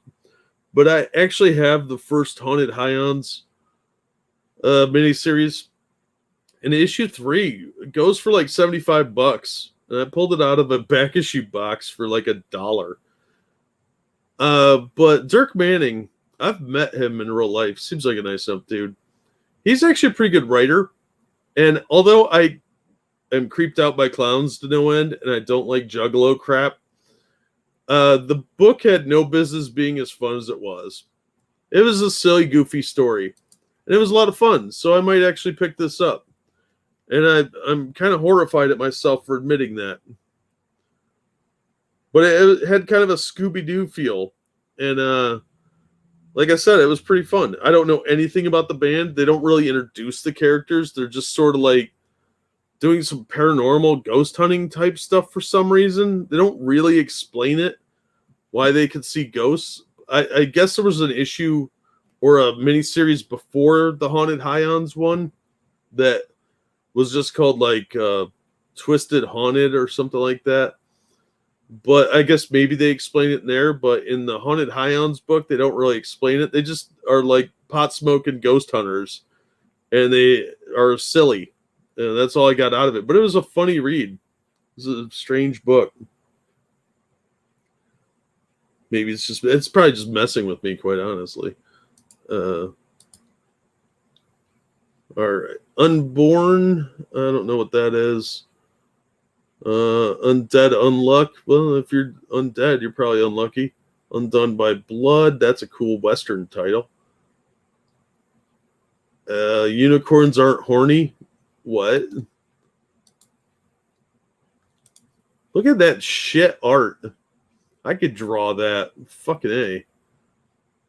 Is this a style that's popular now? I see the kanji there. Is this something that the Japanese are stooping to? Imuko is a 20-something virgin. In fact, she's never even had a boyfriend. Her roommate, a unicorn named Uni. That's original. So is this the Uni from the old Dungeons and Dragons cartoon? Adores her purity, but sometimes Imuko yearns for the romance she's been missing. And does Uni love Imuko a little too much? Oh my god, she gonna bang a unicorn? I'm creeped out. I don't know what to say to that. That's weird bestiality shit. Did Cenk Uygur write that? Yuki Holder joins a team of immortals to fulfill his dream and reach the top of the Great Orbital Tower. I don't know what that is. I don't care. Valkyrie Saviors. I got the first issue of this miniseries 1 through 3. That's set in the Patriotica universe, which I've heard good things about Patriotica. I've got all 3 issues. I just haven't read them yet. So I've got the first issue of this. And it looks pretty good. The art's pretty solid from what I glanced at it. I might be completely wrong, but I'm looking forward to reading it. My Pure Vampires. Pure as in not pure. Pure. Van Helsing, League of Monsters. Return of the League of Monsters. I'll probably check that out. I'm not a big fan of the Van Helsing character. She's got that stupid top hat, but I might check it out if I get a couple extra bucks. Because Xenoscope, and like I said, they make pretty good stuff. Verge, no, I'm not interested. Vincent, graphic novel, I don't know what that is. Uncle Scrooge, the old Disney stuff is a lot of fun. King Solomon's Mines, Crown of Genghis Khan. They were just like DuckTales adventures before DuckTales. Carl Barks was a fucking legend. Genius trademarked his own name. But it's his classic style of what we know of the Disney characters. He's the guy that really cemented the look of a lot of the Disney characters. The guy's a legend in Disney. And if you know anybody that loves Disney stuff, you probably get this for him. It's hardcover, too. But Uncle Scrooge Adventures and Donald Duck. The Donald Duck one's volume 13. So there's a lot of them out there. The $30. The Peanuts ones are really nice too. They do hardcover reprints. Each one's like a year or two of the Peanuts strips, and they're like $30. $30 to $35, I think. The price went up a little bit, but they're really cool. Wandering Witch. But you do what you gotta do. War Stories, Garth Ennis. Visionary Series.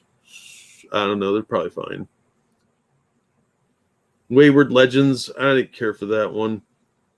Some of the Absolute stuff's pretty good. I just picked up one called Resilient a few weeks back. I haven't read it yet. But they do a lot of stuff with disabled people, and it's fairly interesting because it's well done. They have a book called Amped that's about like kids with like muscular dystrophy, and there's something about their brains that lets them control these robots really well, so they fight crime and stuff as these robots, but they're actually all crippled. And Resilience, kind of along those lines, about a martial artist that loses a limb. I haven't read it yet, but it looked pretty interesting. West, that's generic. What did you eat yesterday? That's none of your business, nosy. When will you make his move? I don't know. That's a good question. Apparently, we're only 2 volumes in. White Ash season 2. I'm not interested. Wild Bullets, cool title. Willy's Wonderland. That sounds dirty. We'll look at that in a second. Is this like a Willy Wonka parody? Centuries. I don't care about the Centuries edition. Just let me look at the stupid book. All right, there's the $4 one. Oh, this looks like a Five Nights at Freddy's kind of thing. Open a fresh can of Punch Pop and enjoy a bloody good party. Willy's Wonderland is a surprise hit horror flick of 2021. Oh, it's a movie. Official prequel to the film. Takes you back to the beginning when psychotic killers become immortal animatronic slashers. Oh, I've heard of this. Okay.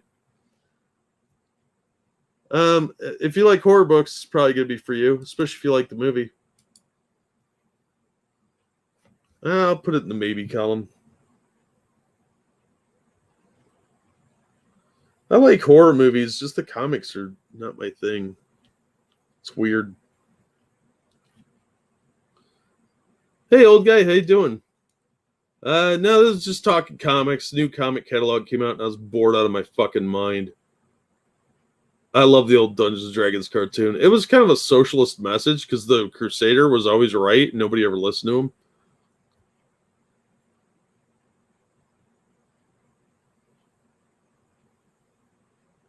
Yeah, that's weird, Gundam. But hey, man, if they're entertaining, that's what really matters. As long as you like them. That's just not my thing.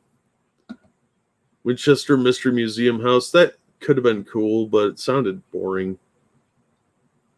Wings of Light, don't care. Witch and Beast, that's a catchy title. Sounds like a buddy cop movie with fables. Witch Blood, that's a cool title, but no picture, so I don't know.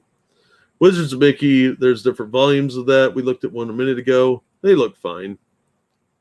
I'm sure it's fine. Disney has very tight control of their stuff. Wolfskin, this was a very gory, overly gory book. They think that compensates for storyline. And it was just sort of a Conan type book, but pointlessly gory. Archie stuff's fine. World War III battle over something. I'm good without that. Zalcor, the Return comic. I don't know what that is. 13 mystery graphic. No, is this Golgo or is this a different thing? Yuki versus Panda. Yay! Love that book. I'm glad that's coming back. Yuna and Haunted Hot Springs. That sounds sexy, but how do you get 16 volumes out of that? Zagor, the Great Conspiracy. We'll see what that is in a second. A Bucket List of the Dead. That's weird. Gretchen Human Resources. I don't know what that is. See, now you have an interesting title that's Zombilenium. Okay, that's an interesting title, but then you've got this on the cover. Like, you are trying way too hard with this shit. It looks stupid. Who is your audience for this? I know you're aiming at some sort of hipster millennials, but are they going to pay you $17 for this shit? Because I don't think they are. I don't think you have those kind of sales.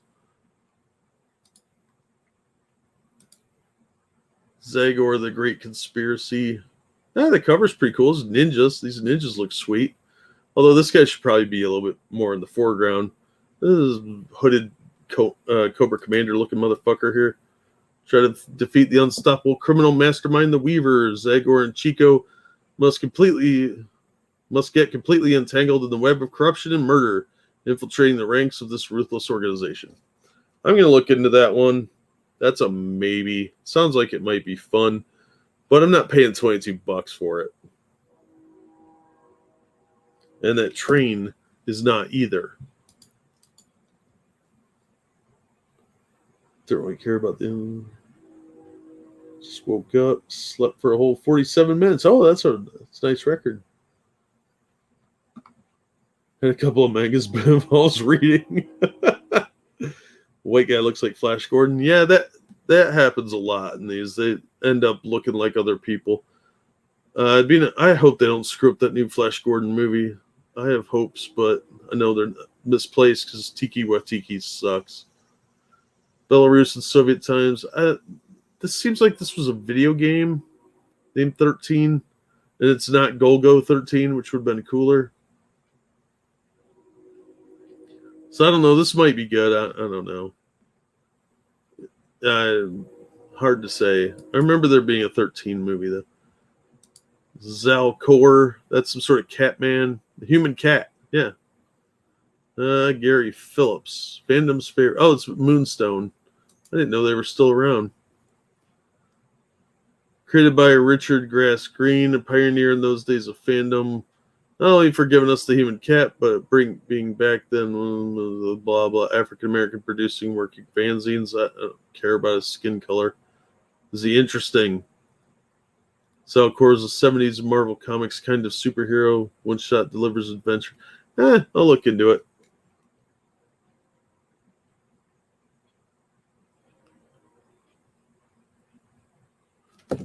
Maybe it'll be good. But that pretty well brings me to the end of the list. And my voice is starting to give out. We've been doing this for 4 hours. There are 20 of you here. Oh my God, how are you people not bored? You're just watching me shop. Looking at future reviews, basically. I appreciate everybody coming out for this, though. It's awesome of you guys to hang out with me and listen to me complain about comic books. Tongue stud is nice, but what the fuck is that bone in there? I don't know, man. I don't really get the tongue stud thing. I'm indifferent on it either way. I just don't understand the point of it. I'm generally okay with the little hoop ring on the lip, on the side. Not in the middle, though. That looks dumb. And the septum ring is stupid, but the side nose piercing I can live with. I don't like it, but I can live with those. Septum ring, though? No way. No fucking way. That's really all I had today. Nothing particularly exciting, just looking over what's coming out because I was bored, throwing some laundry. Right, I do need to go do my laundry. Watched your washing. Why are you surprised? That's fair. It's fair. We watch your laundry. Why not this? That's fair. That's absolutely fair. I don't judge. I watch a lot of weird shit too, so septum rings rarely look decent. Yeah, you have to have the right facial structure for it, and most of the time it just looks like you have some snot coming out. Especially from a distance, it looks like snot.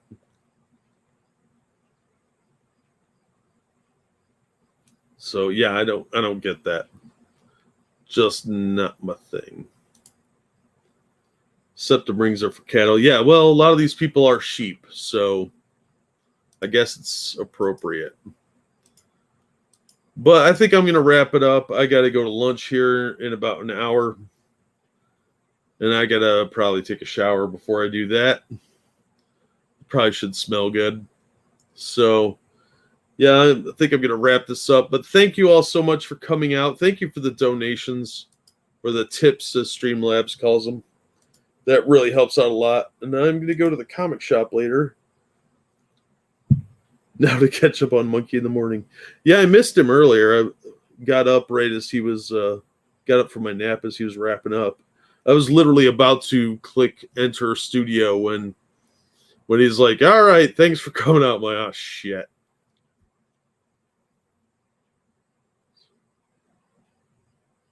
No, I'm glad you had fun. I hope everybody enjoyed the show, and thanks for coming out. I really do appreciate it, and I'm kind of exhausted, so I'm just rambling now. But you guys have a great night, and hopefully we'll see you on the next one. Take care, everybody.